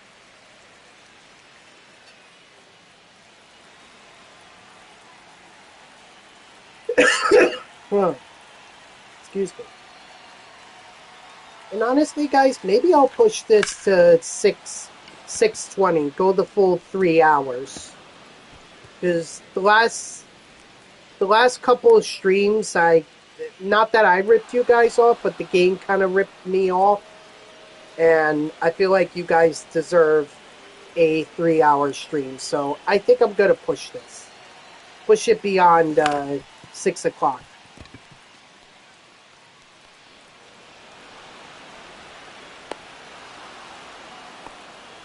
The batter, number 9, shortstop, Zach Neto. Now pitching for the Rockies, number 44, Jimmy Herget.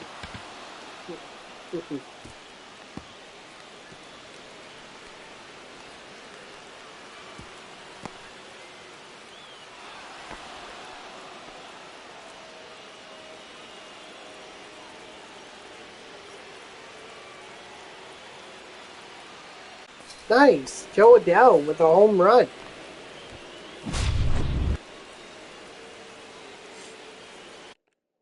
I'm actually curious about something. Oh, they're not going to show me. Never mind.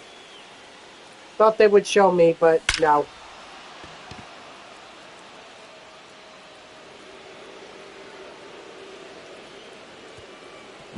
Well, that's his first home run. Now pitching for the Rockies, number 40, Tyler Kinley. Oh yeah, there's a new legend coming out tomorrow. Kind of forgot about that.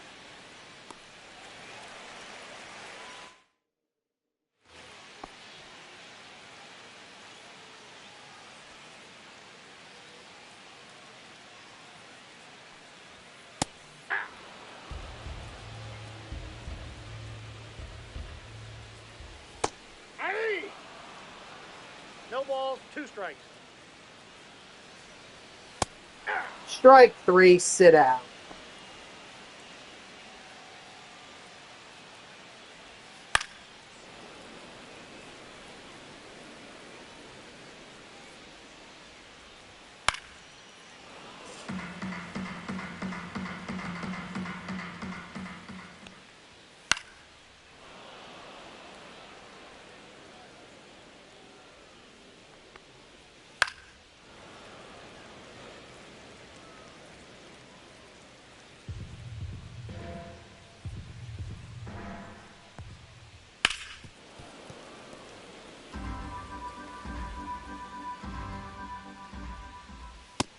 Strike 3, sit down.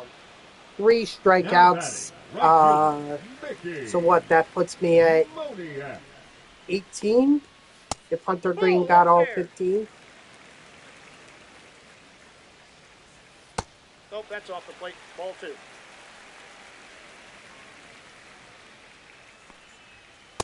That's ball 3.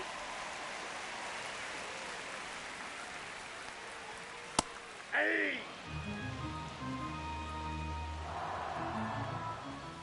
Yeah! 3-2.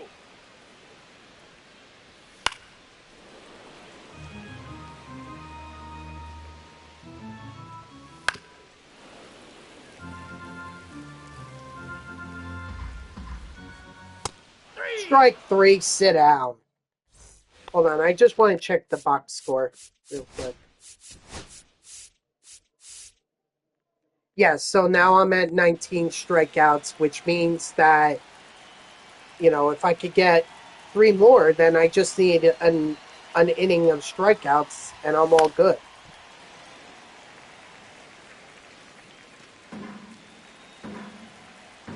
Sorry about that music. Apparently someone likes to play their music very loud.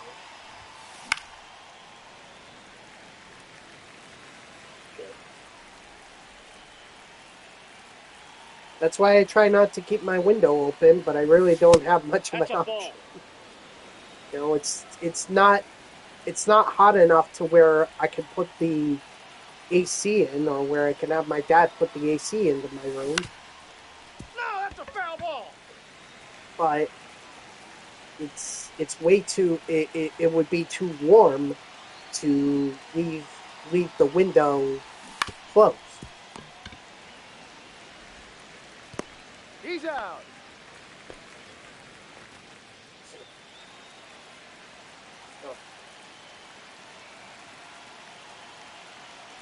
Summer is almost.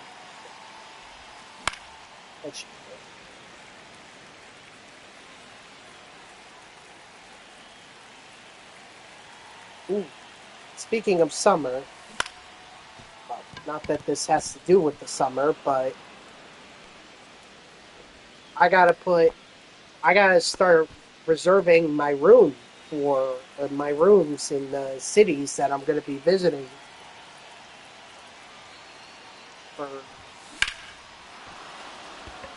for my MLB stadium tours or road trip, whatever. I prefer to call it a road trip because if I say tour, it sounds like I'm a singer or whatever, and that's not the case. You know, I'm merely just visiting stadiums. First base. It's really a road trip if you think about it, because I'm just driving to Philly, then to Baltimore, then to Washington, D.C., then to Pittsburgh, and then to Cleveland.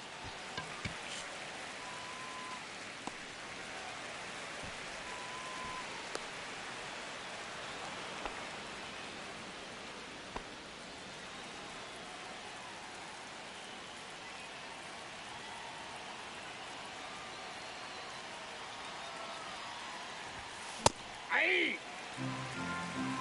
0-1.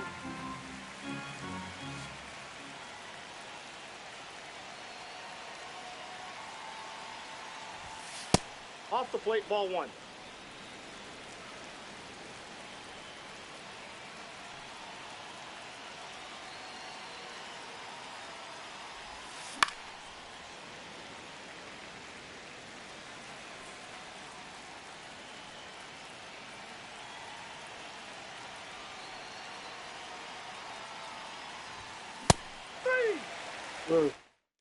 Oh well.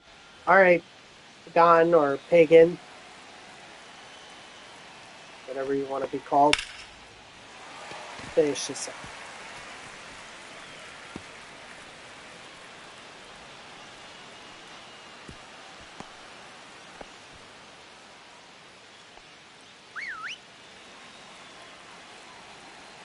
I don't care if he's getting tired, he's going to finish it out. 0-1's the count. Ah! 0-2. Ball, that's out.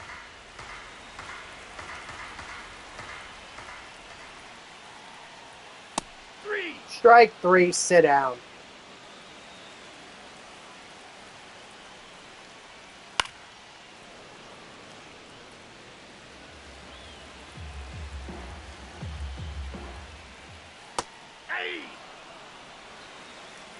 2 is the count. 3. Strike 3, sit out. Supposed to take. Can't do that. 0-1.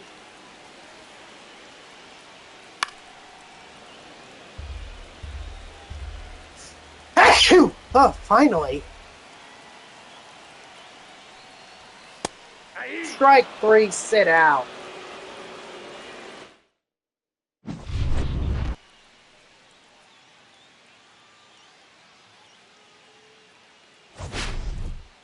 I was wondering when that sneeze was going to come out. Alright, let's just see how many strikeouts we have total. 22, so I only need 3 left. Quick conquest game should take care of that.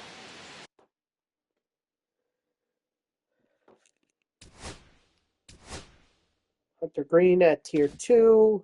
Christian Moore at tier 3. Ooh, we got some packs.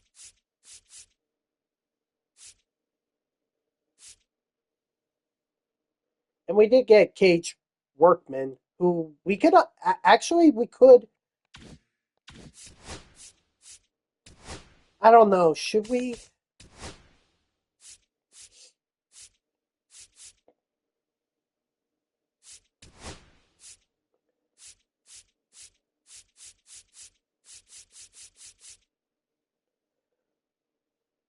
Rican Kilo, how you doing?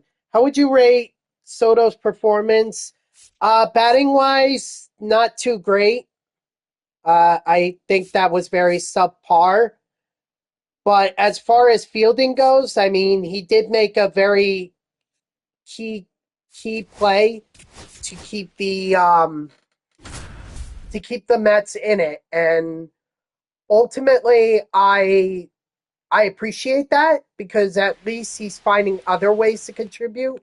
But overall, I would like to see him do more with the bat. But I'm willing to be a little more patient.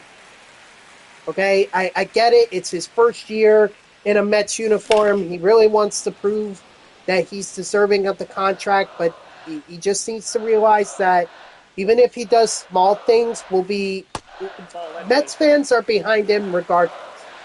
They would like to see him, make good contact with the bat. Yes, but yeah, exactly. Right now, and it's not really hurting the Mets at this point. Like, they're doing fine even without Soto's bat. So,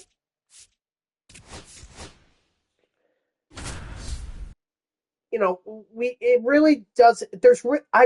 I don't think there should be any pressure on him right now. Okay, it's only the first month. Still plenty of time. Still a long season. Do I think that he's going to become a? Do I think he's going to become a MVP winner? No, but at the very least, I hope that he has a turnaround performance. He's got time to do it. If we did it with Lindor, we can do it with Soto.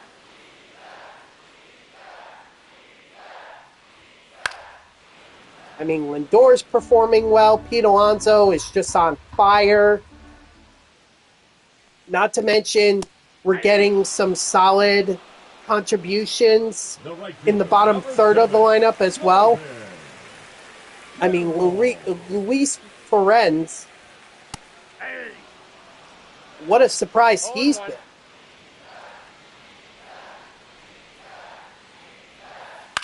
Tyrone Taylor, how about him coming in and making plays in the outfield, that double play against the Phillies on Tuesday night? So Jesse Winker is, I mean, I don't think he did too much this series against the Phillies, but still, he's a fan favorite, and he's contributing. So right now, these Mets are in a good spot. they could obviously do better.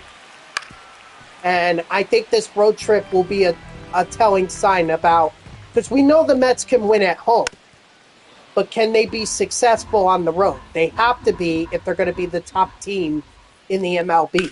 1-1-1. And getting, Out. or going at or around 500 on the road is not exactly a good thing. Hey.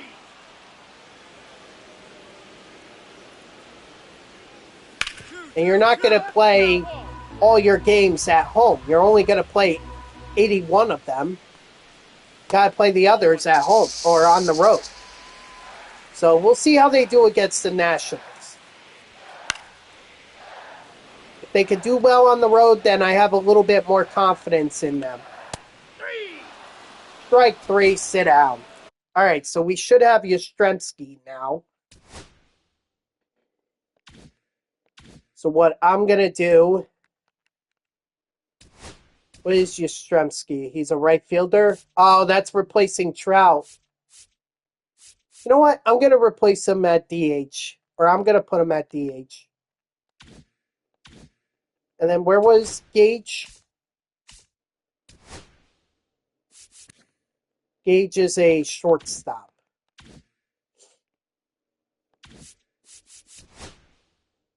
So that's easy. We'll just replace Zach Neto. That's all. And then we'll put Grisham in center.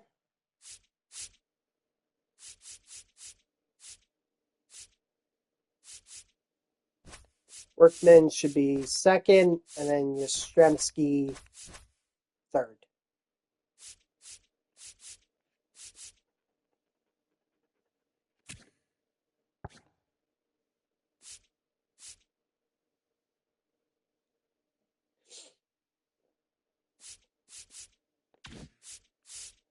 All right. I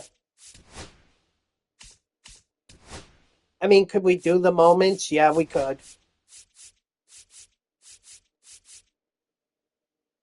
Let's see. Do I have time for...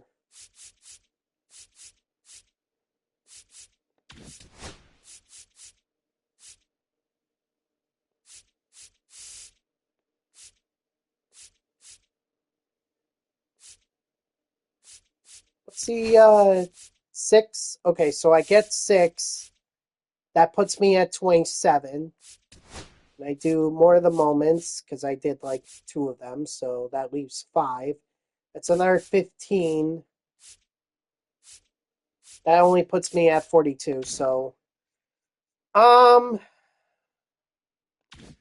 know what? I'm going to save the moments for last. I'll just do another play versus CPU game.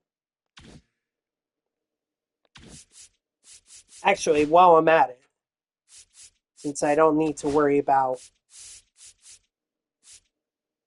those players anymore, or since I don't need to worry about the Angels anymore. So what? Oh shit.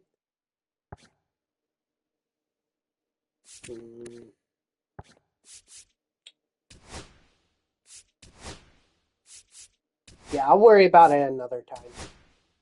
Get Tommy Edman in there. Get Todd Helton in there. Ooh, I just saw someone supercharged. Oh yeah, Nick Kurtz. For making his debut. Too bad.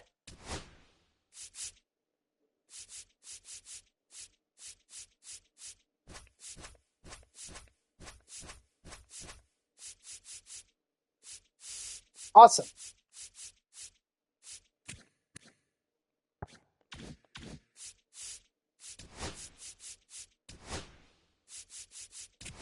Okay, if time permits me, I'll try to do the moments. But if not, we'll finish it up tomorrow and get ready for Spotlight Drop 4.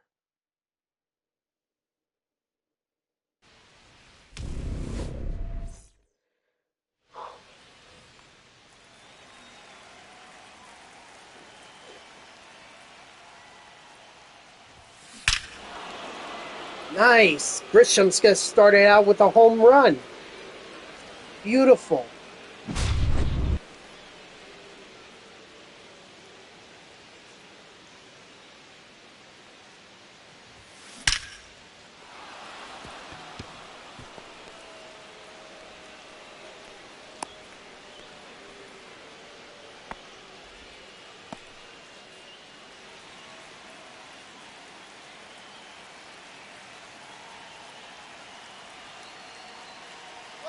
Runner. He's safe. Might as well try and get as many stolen bases as I can.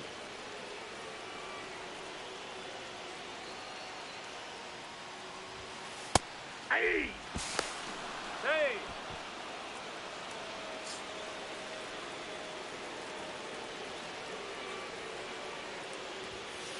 One ball, two strikes.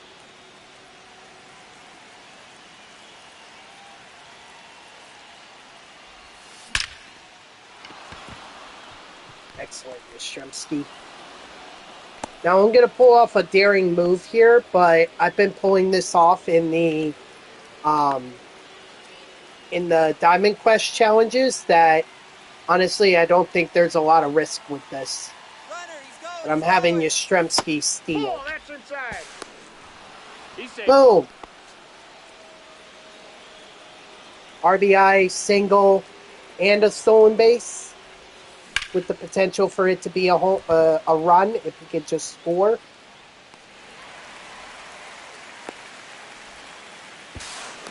Nope, he's safe.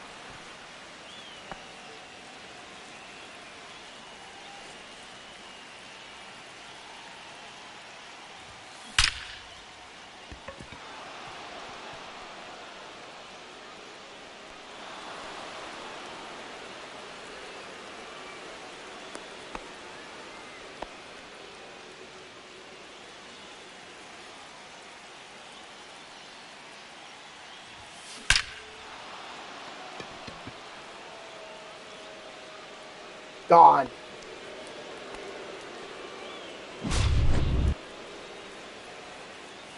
I mean, the more home runs or the more hits I get with my lineup, the more opportunities guys like Yastrzemski and Grisham and Workman are going to have to be able to, get at bats, get opportunities, and get some parallel XP. That's a ball. So the more that I do that, the better. Maybe I could get their missions done tonight, and thus only focus on the moments tomorrow. It's going to take a lot of work, for sure. It's going to take a lot of Now hits. pitching for the Rockies, number 58, Lucas Gilbreath. I mean, Grisham certainly helped himself by hitting that home run.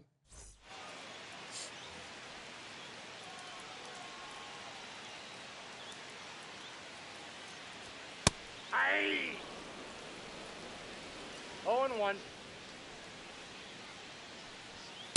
Nope, ball one. If I somehow don't get 3 strikeouts in this game, I will be absolutely shocked.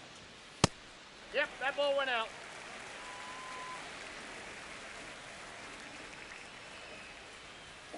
Hey! 2-2 the count. 3-2.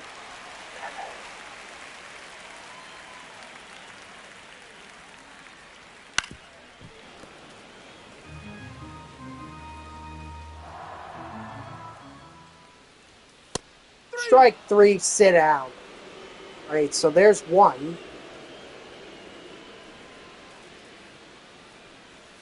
Hey!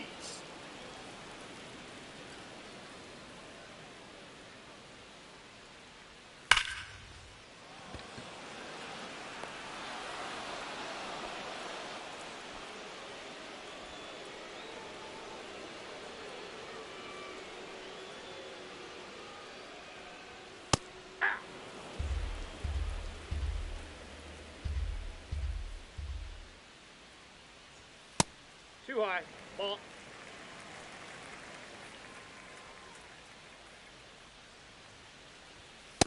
That's ball 2. 2 balls, 1 strike.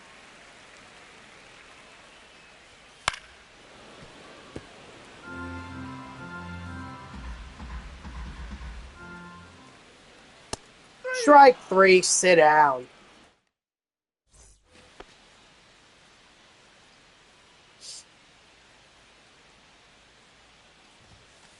Hey!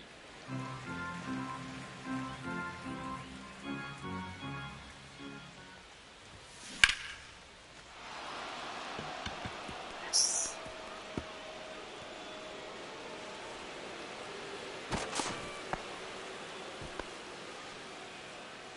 Now batting, shortstop, Gage Workman.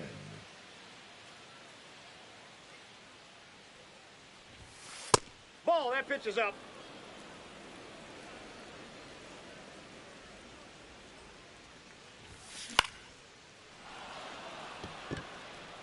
That ball's foul.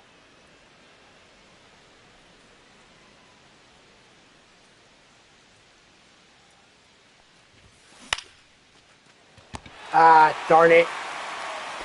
Not what you want to see. The batter, number 5, designated hitter, Mike Yastrzemski.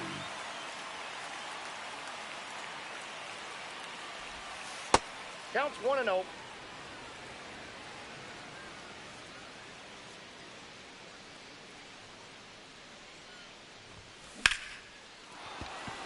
Perfect.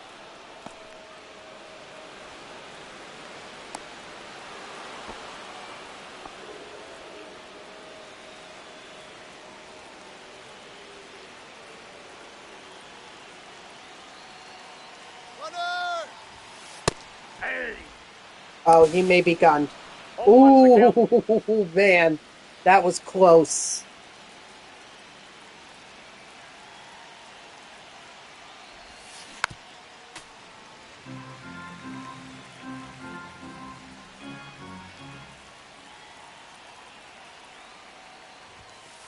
One ball, 2 strikes.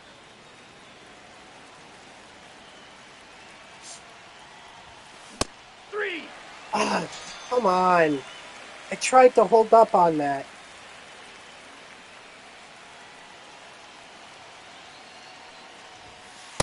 Off the plate, ball 1.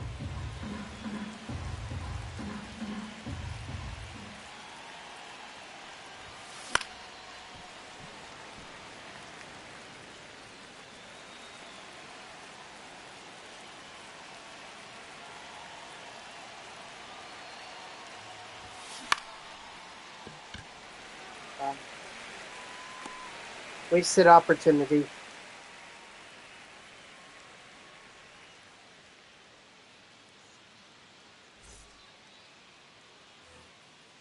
Leading off for the Rockies, the designated hitter, Michael. What was I going to do on my phone? I completely forgot what I was doing on my phone.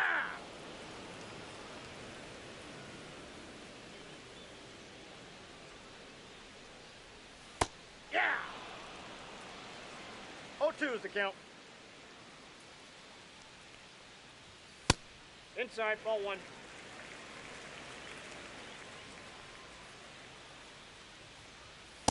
Ball 2.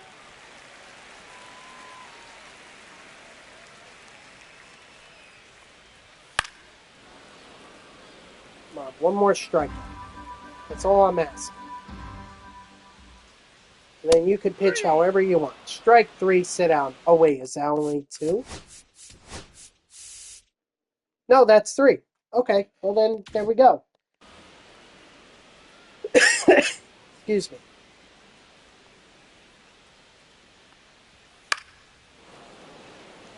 Now we can pitch however we want. Hunter Green can give up a run and it won't even matter. Hey!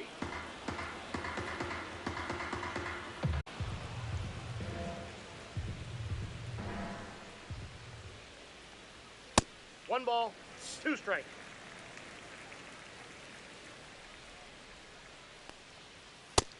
Strike 3, sit down.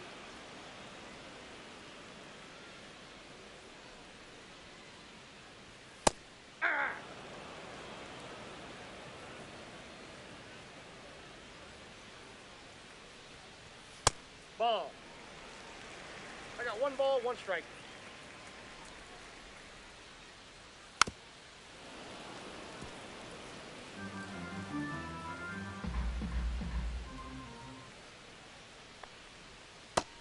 Strike 3, sit down.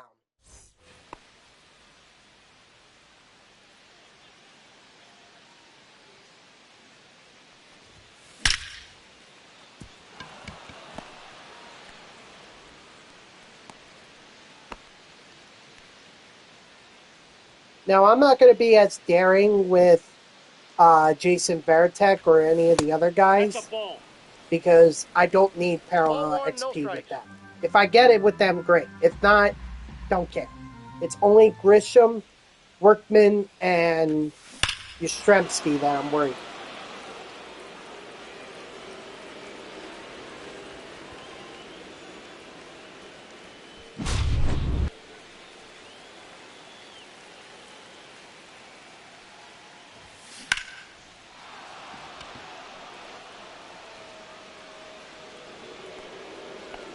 Ha!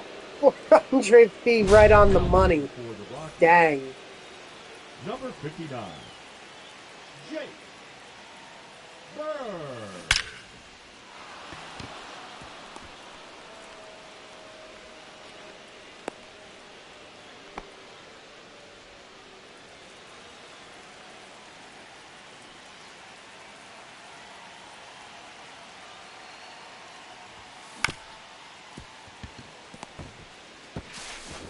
He's safe.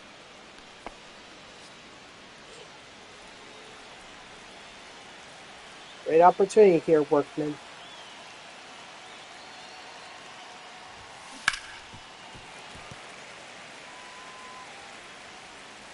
It's too early on that.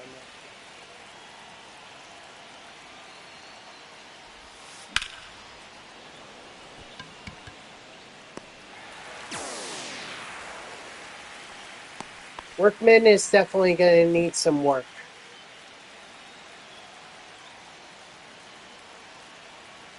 He might take a little longer than Yastrzemski or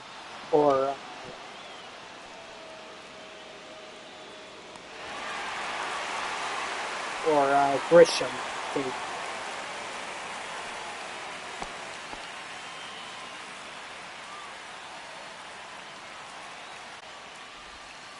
Hey!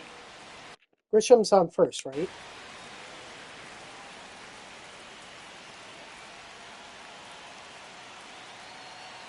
Runner, runner! 1 and 1. He's safe. Gotta get parallel XP with them somehow. That means stealing a base. That's what it means. Not only that, that put Grisham in good position to be able to score a run.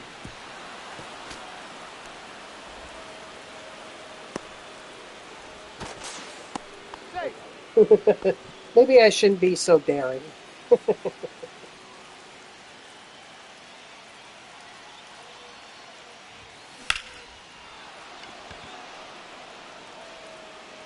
Nice, Todd.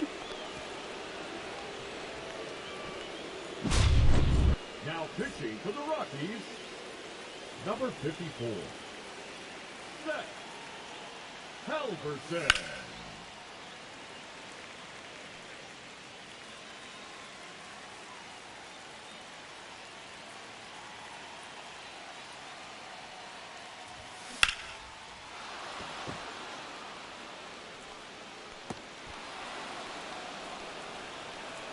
I'll take that double. The third baseman, number 2, Alex Bregman.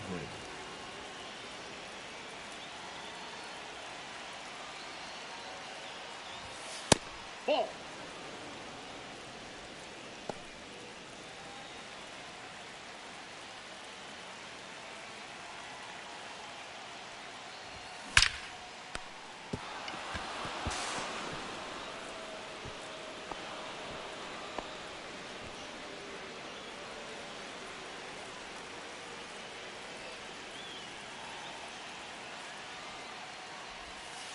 One zero.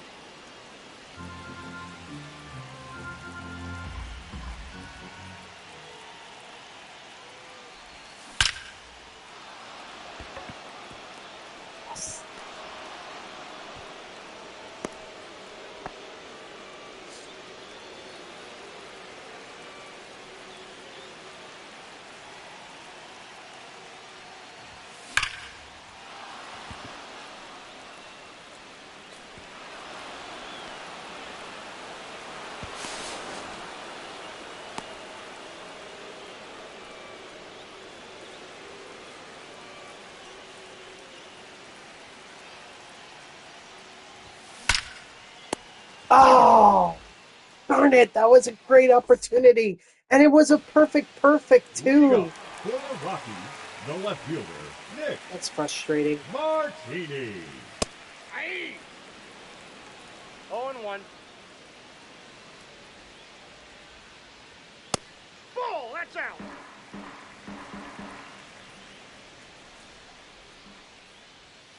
Aye. 1 ball, 2 strikes. No, inside.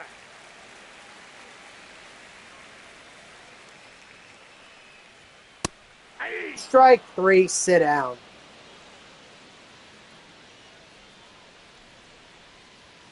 Aye. 0-1's the count.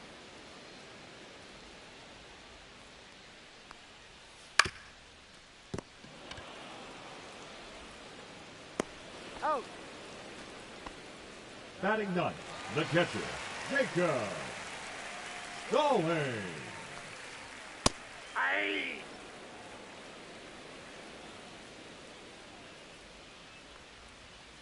Ball 1. 1-1. Ah. 1 ball, 2 strikes. Strike 3, sit down. Leading off for the Wolves, the shortstop, Gage Workman. Hey.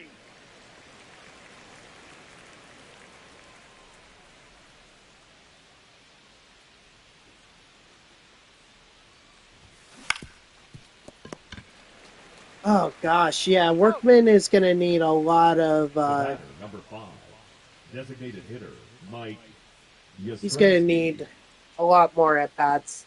I don't think I'm getting Workman done. Not in this game. Which is disappointing, to say the least. I don't even think I'm getting Yastrzemski done. I think the only one who's getting done is Grisham. And even then, he might take a little while.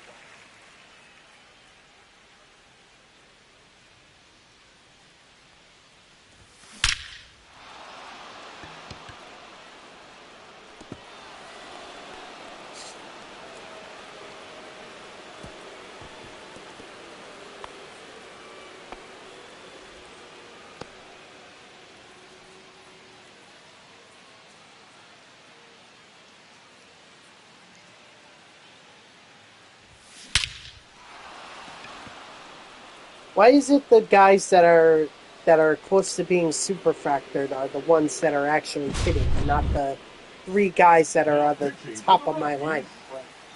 Number 38, Victor Vodnik. He's out.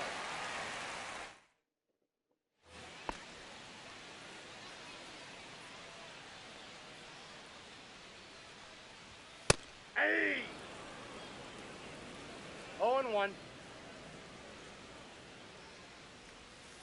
Hey. 2. 0-2. 3. Strike 3, sit down.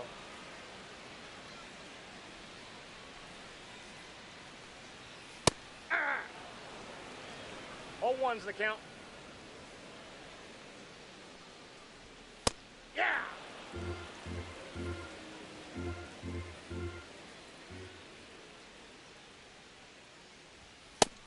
Strike 3, sit down.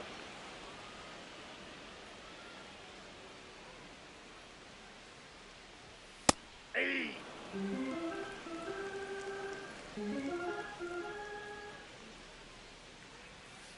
Ah. No ball, 2 strikes. Hey. Strike 3, sit down.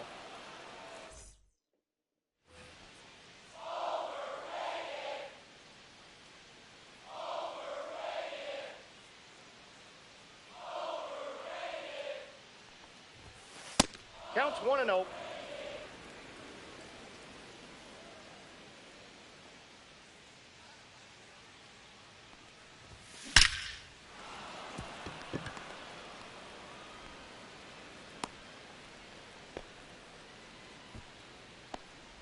Now batting, second baseman Tommy Edman.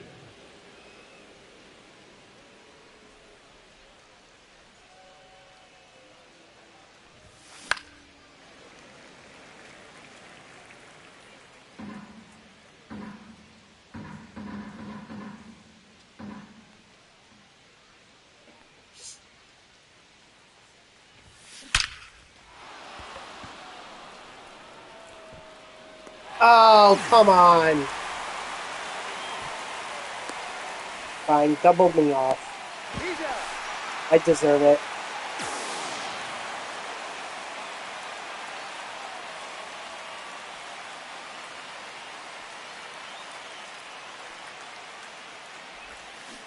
Hey. 0-1. I deserve it.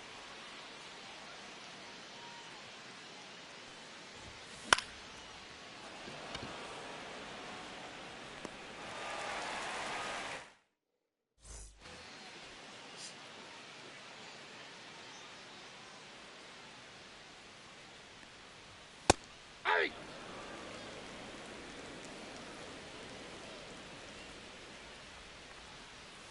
Ball inside.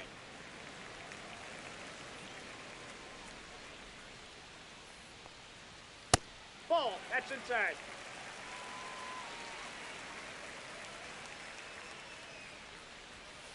Hey. 2.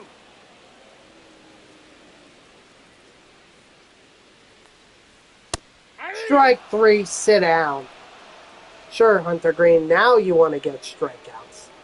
When all I needed was 3, you're going to give me more. Hey. You're going to give me 11, at least. Hey. No balls, 2 strikes. Why you couldn't have done this in the first game, I'll never... Well, he Inside. did. Ball 1. He did do this in the first game. Strike 3, sit down.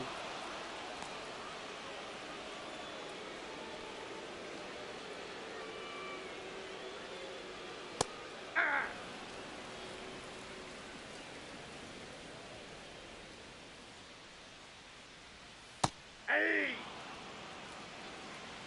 0-2. Strike 3, sit down.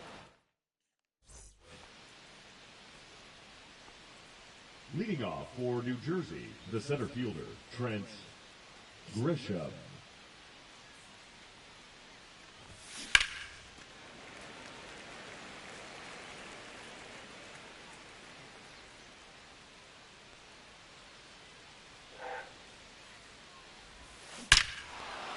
Attaboy, Grisham.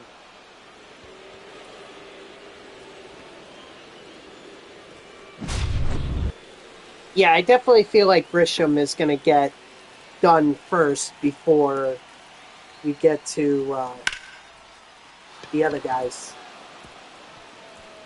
But at least Workman's going to get a double here. I could also have him steal third.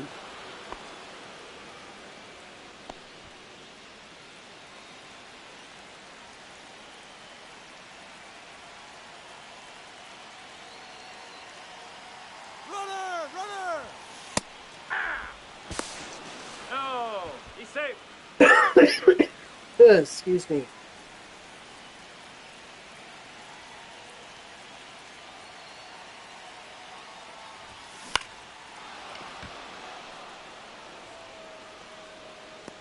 Well, may not be a hit, but it is an RBI, so...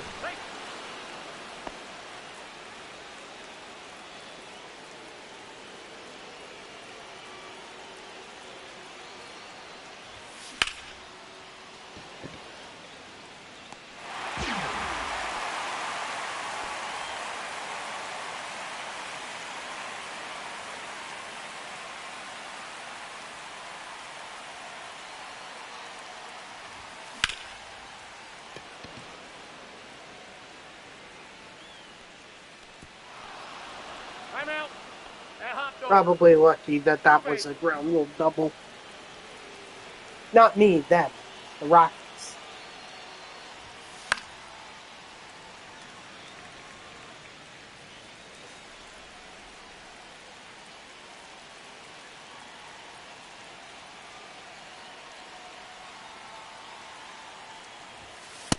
That's a ball.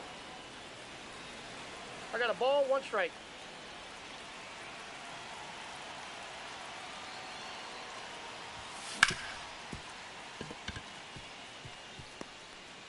Nah. Yeah, he wouldn't have made it. Sorry, Veritek. Didn't mean to take an RBI away from you, but he wasn't scoring. He wasn't going to be safe.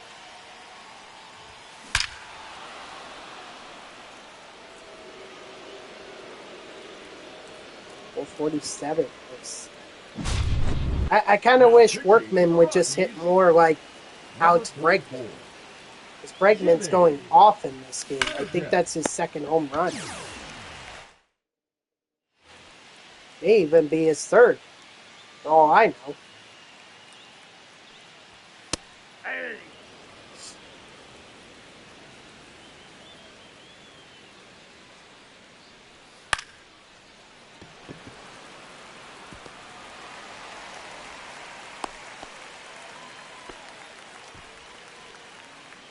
Oh no, I lost the perfect game bid in the 6th inning.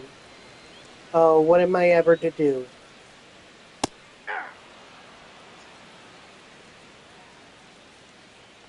think I gotta write an apology to Hunter Green.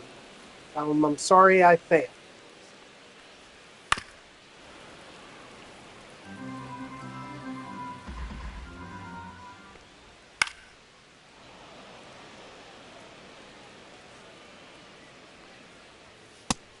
Strike 3, sit down.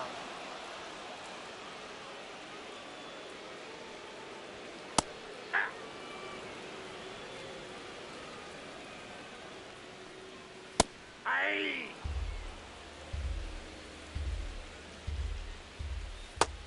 Strike 3, sit down.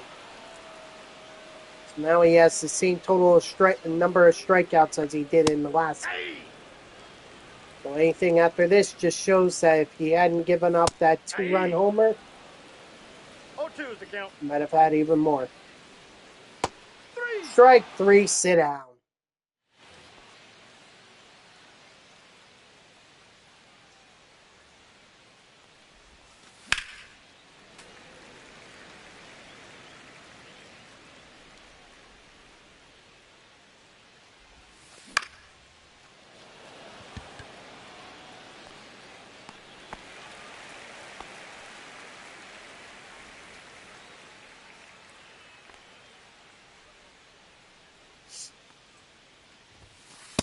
Inside ball.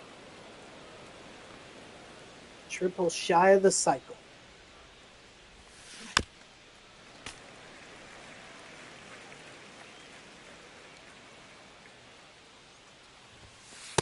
That's out.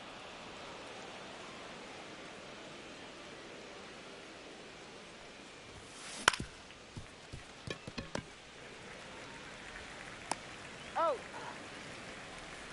Now batting, shortstop, Gage Workman.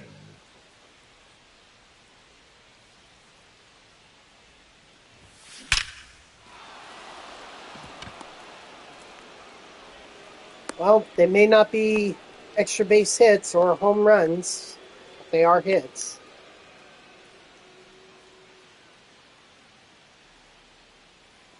Runner, runner, runner! Hey. 0-1's the count.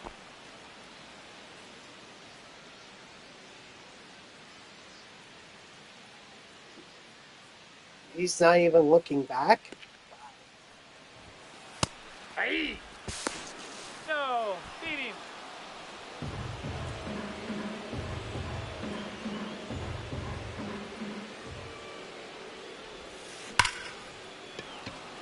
Beautiful. Way to go, Yastrzemski. Get that RBI double. Possibly even a run. Trout can drive him in.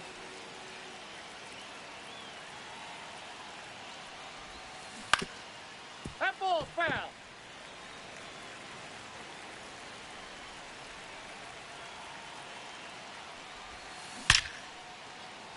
And he will.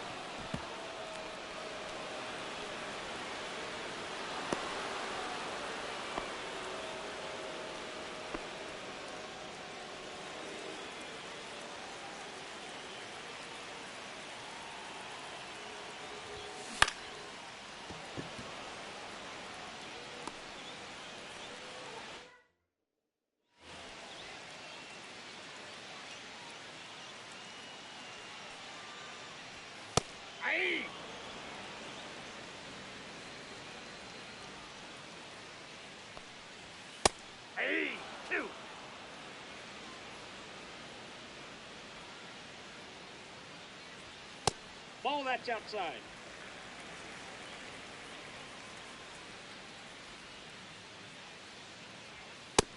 Strike 3, sit out.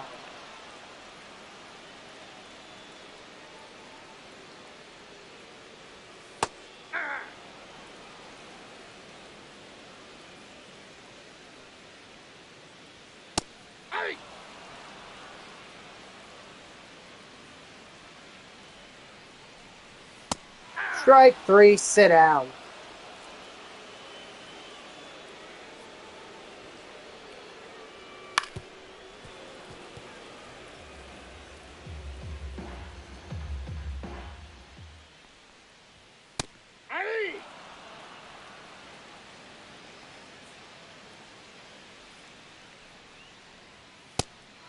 Strike 3, sit down.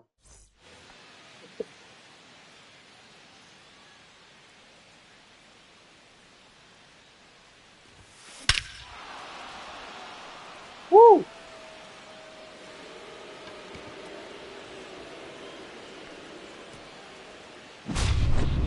Now pitching for the Rockies, number 40, Tyler Kinley.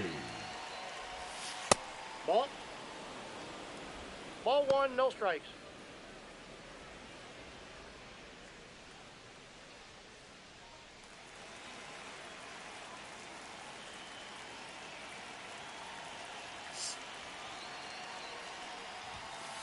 Nope, outside.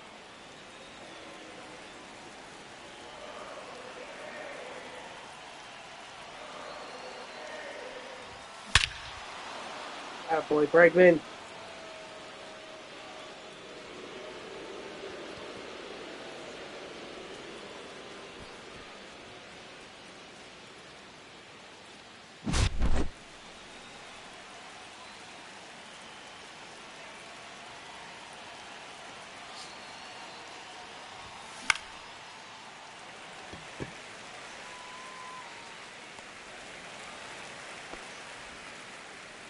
Now batting, left fielder Ryan Braun.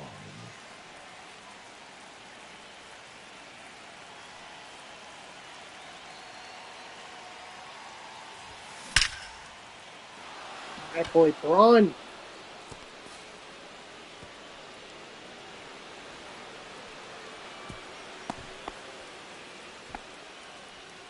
The center fielder, number 12, Trent Grisham.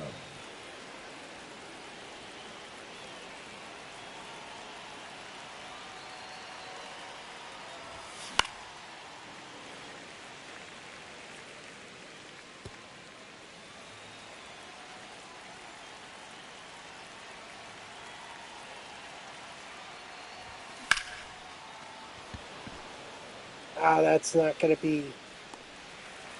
Darn it.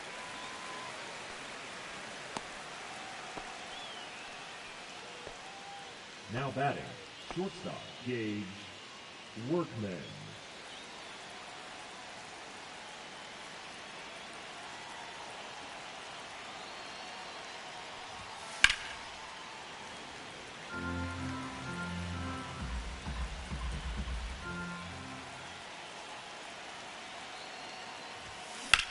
Ah, forget it.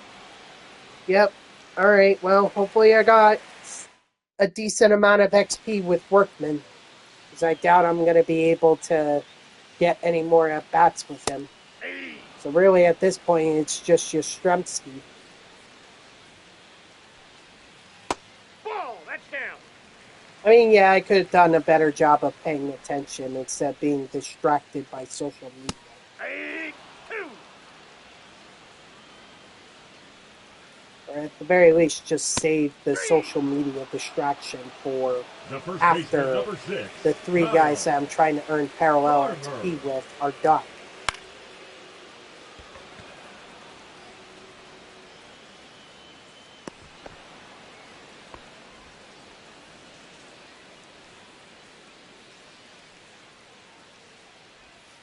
Yeah.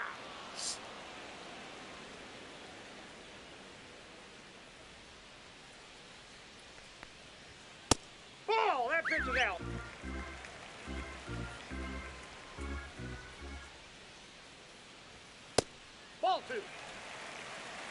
got 2 balls, 1 strike.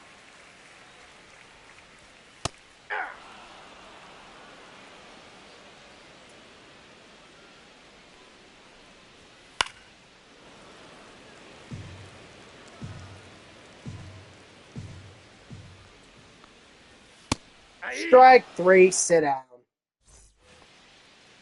All right, Yastrzemski, make one last good impression.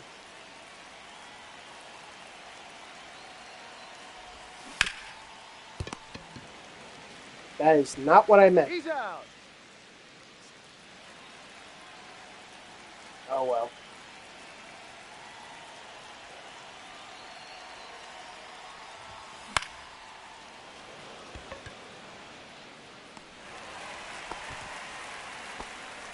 I just don't think I'm gonna have time. Maybe I'll have a little bit of time. Maybe I could do like one conquest game and try to get as much parallel XP as I can. I just want to get these parallel XP missions done. That's all I want to do.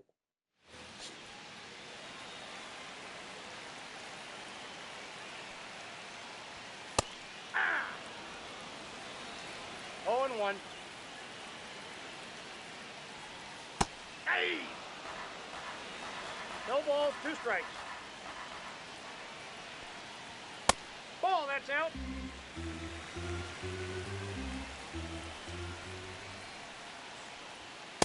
Ball, that's in.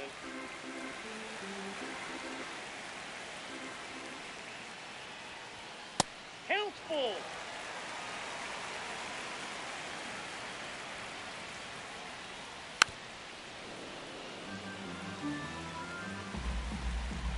Sorry. I'm just thinking of something funny. Strike 3, sit down.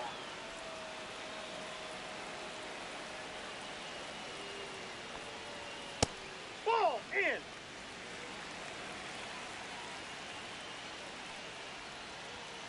Hey! I got 1 ball, 1 strike. All right, so 105 pitches. That is Hunter Green's max. Before he runs out of energy. At this point, he's got to finish it off. Strike 3, sit out.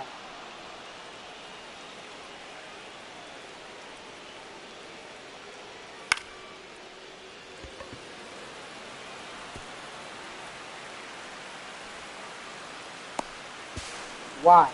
He's out. That doesn't make any sense, but whatever.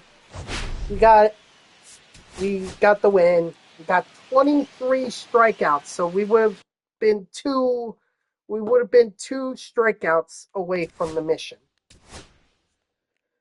All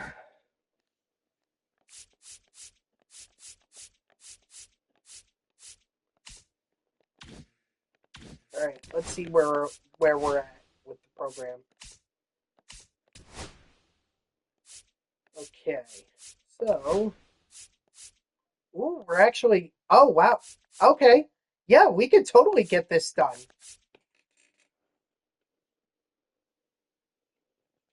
We could totally get this done. We need some good at bats with Yastrzemski and Workman.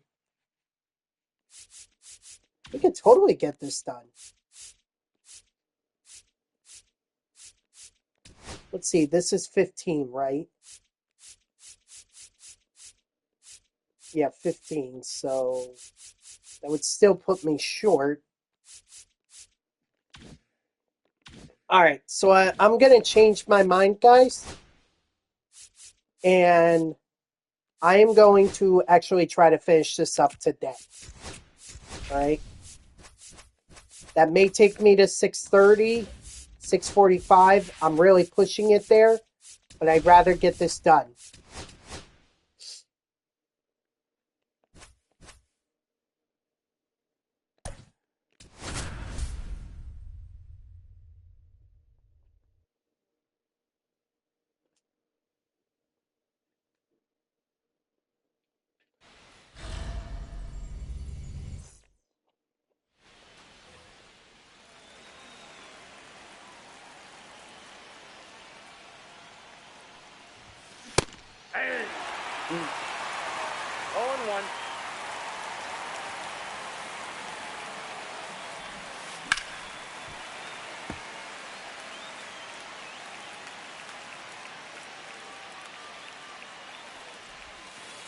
1 ball, 2 strikes.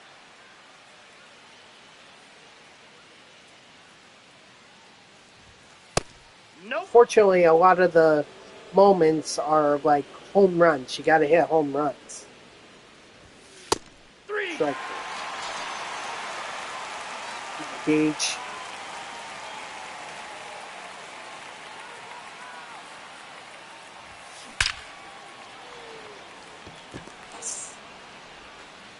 And with a stolen base, that should be enough to get his parallel XP mission done. Runner, runner, runner. Hey. Of course, I could always steal third just to 0-1's be the on the count. safe side.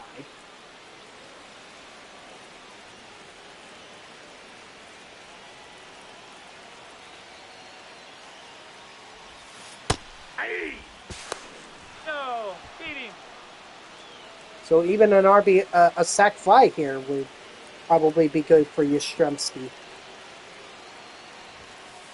Ball 1.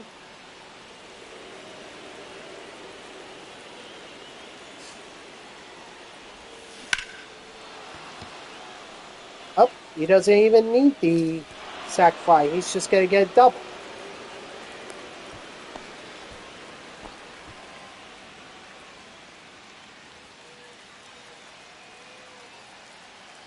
Now pitching for the Pirates, number 35, Colin Go, go, go. Holderman. Go, Yastrzemski. Yeah, their mission is done at this point. Double, RBI, run, 2 stolen bases by Workman. Hilton. Should be done.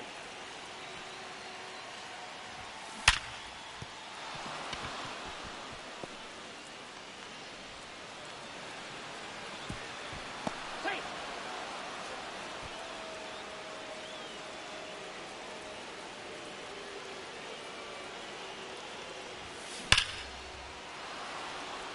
Honestly, I might as well just run up the score against the Pirates. I know it's a conquest game, but what, am I gonna just get XP with my relievers? Now pitching for the Pirates, Excuse me. number 66, I'm gonna go as far as I can with my starter. Nicholas.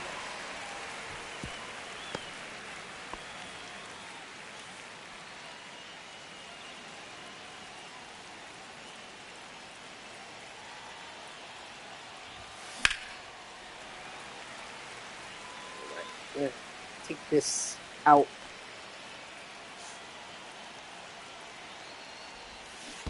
Ball.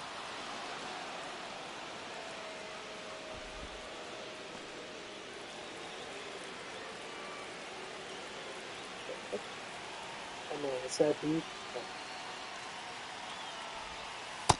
Ball. That's just out.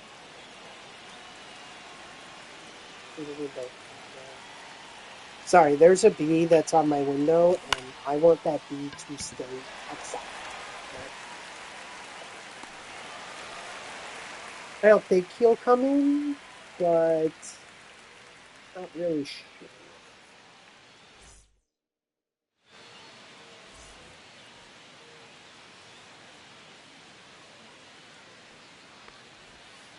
Hey. 0-1. Ah.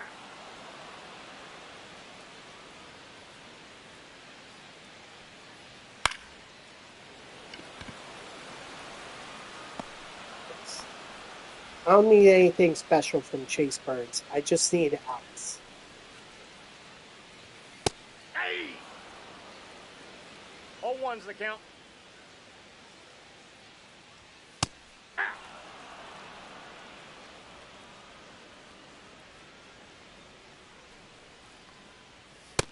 Strike 3, sit out.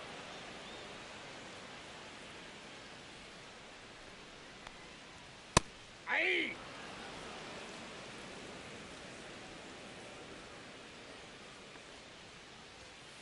Hey. 2.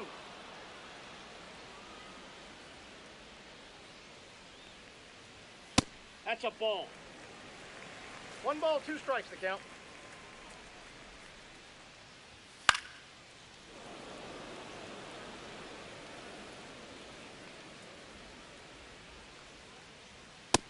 Nope, that's down.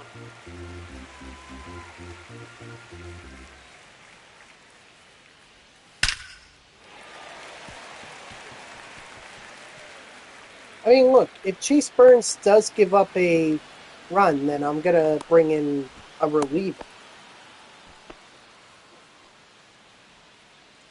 If he doesn't, I'll keep him working for as long as I can.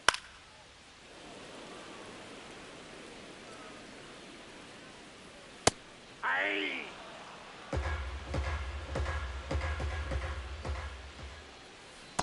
That's out.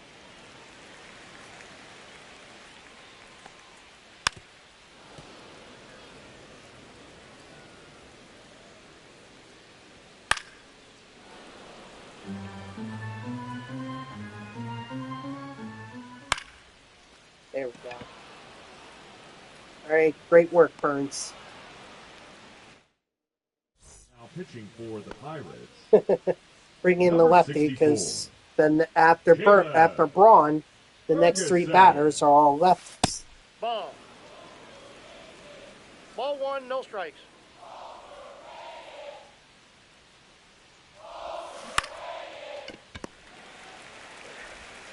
But that's okay Got him. because, like I said, I think The center fielder, number we're 12, pretty much Trent done, and we just got to do the Grisham. moments.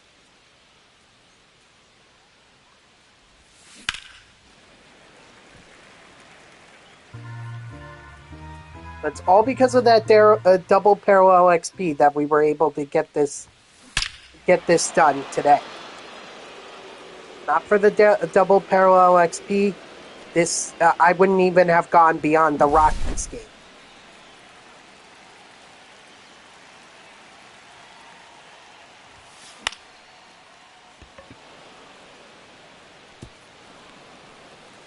Attaboy, Workman.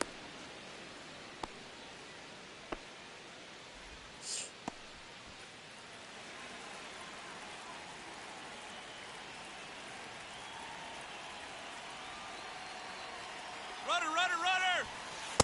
Ball, that's inside. He made it safe.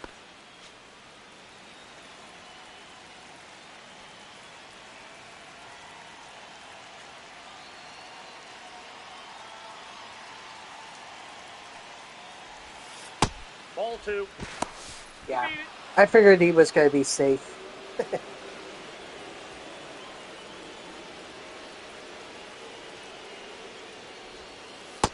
3 balls, no strikes.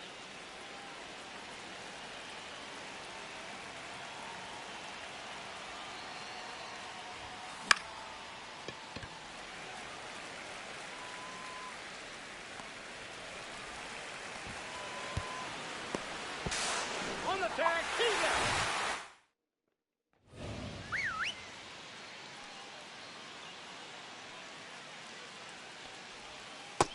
Oh well. What are you going to do? Well, other than not run on that, but I didn't think O'Neal Cruz had an arm. Guess I should have thought better, huh?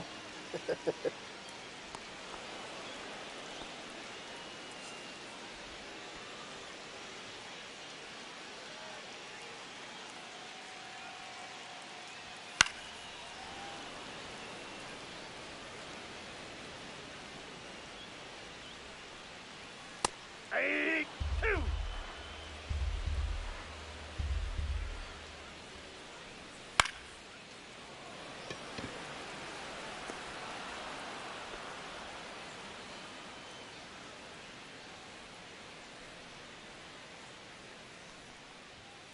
Hey.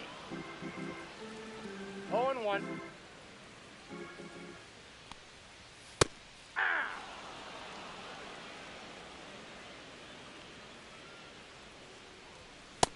Strike 3, sit down.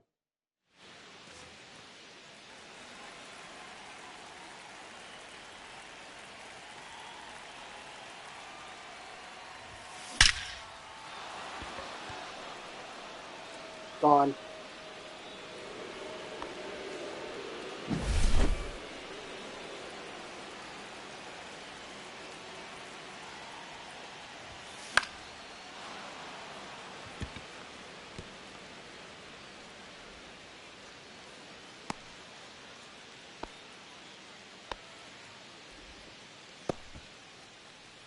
The catcher, number 33, Jason Barrett.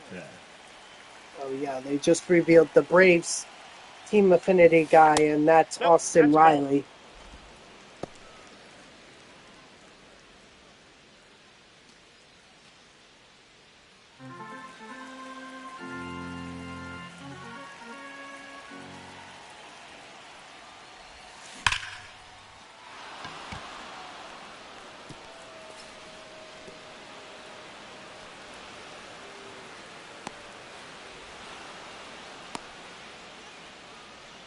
The third baseman, number 2, Alex Bregman.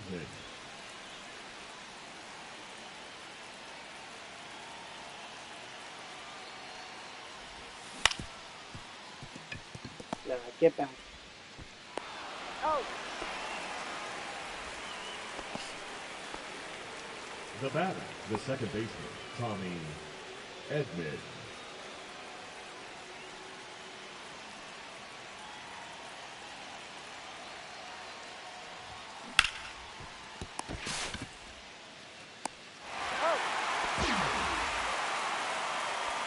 The left fielder, number 8, Ryan Braun.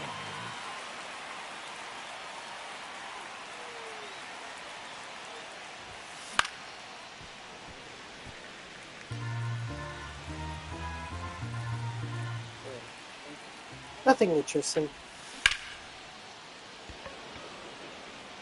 Ah, dang, we could have gotten one more at bat with Workman, Yastrzemski, and Grisham. Dang. Oh well. hey. 0-1's the count. Aye. 0-2's the count. Yeah, this is going to take me beyond 6:30. Strike 3, sit down. All in the name of getting this program done. Because then, if I can get 0-1. the drop 4 done tomorrow, Yep, that ball went out. then I could save Sunday for the event, for the multiplayer program. Ball, that's in.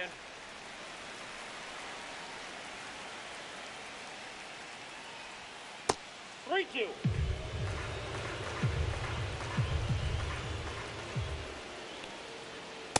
Strike 3, sit out.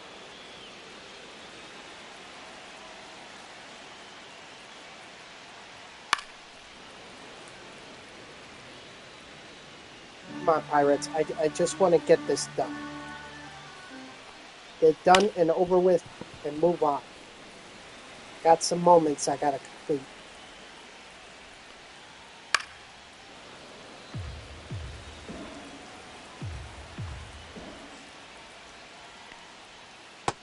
Strike 3, sit down. All right. Great work, Workman and Yastrzemski.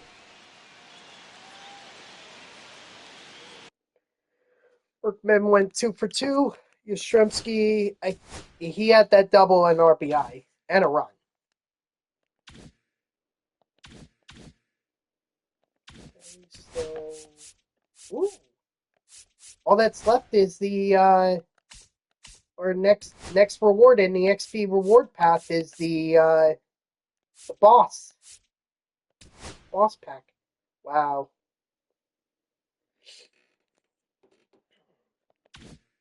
Nah, I'll do the moments. It's not a big deal, honestly. Gotta get an RBI with Lourdes Gurriel Jr. Hold on.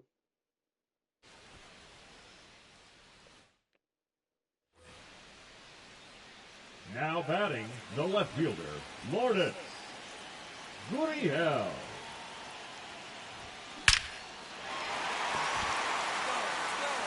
That's gone.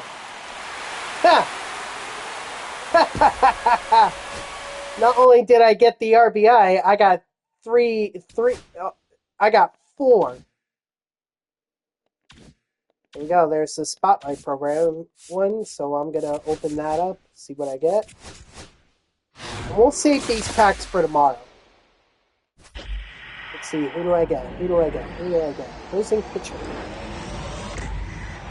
Thomas Herring from the Pittsburgh Pirates. Okay. Alright.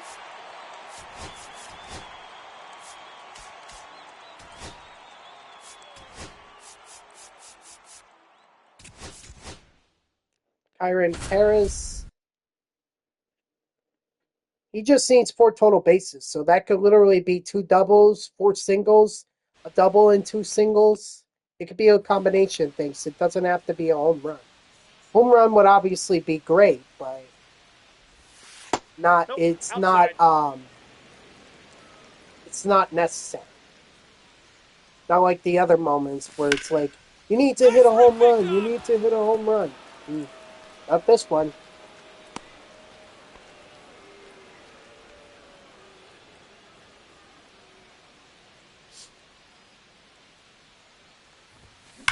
Come on, ball, get on up. Ah, that's gonna get caught.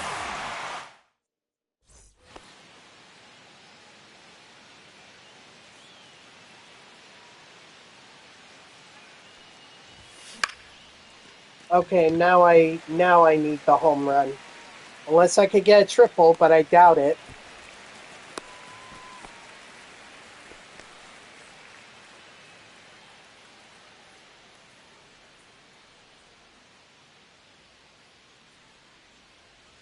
Especially with a guy who's 47 speed, but there's the home run. So now just to do one more moment. And then we've got Kyron Paris.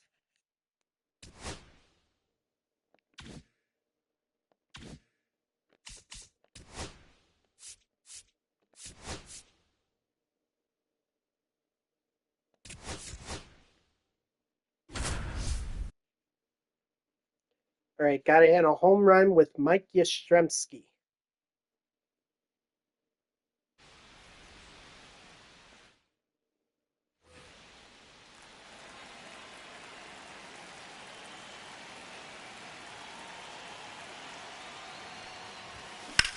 Ooh, that was the pitch.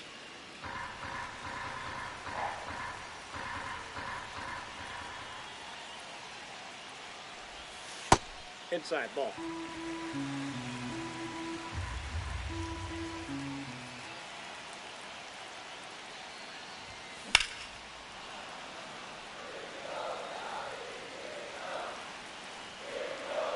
Ironically, against the Reds, whose pitchers we were using to complete the mission. How about that?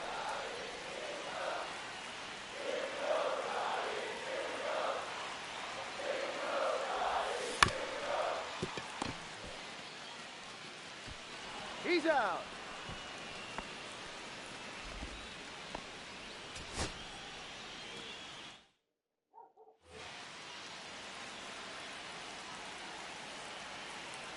It's too bad that Starling Marte is not going to get a top Snell card. I think he deserves it for his walk-off. But I guess they don't want to give the Mets too many cards. There we go. There's the home run that I needed.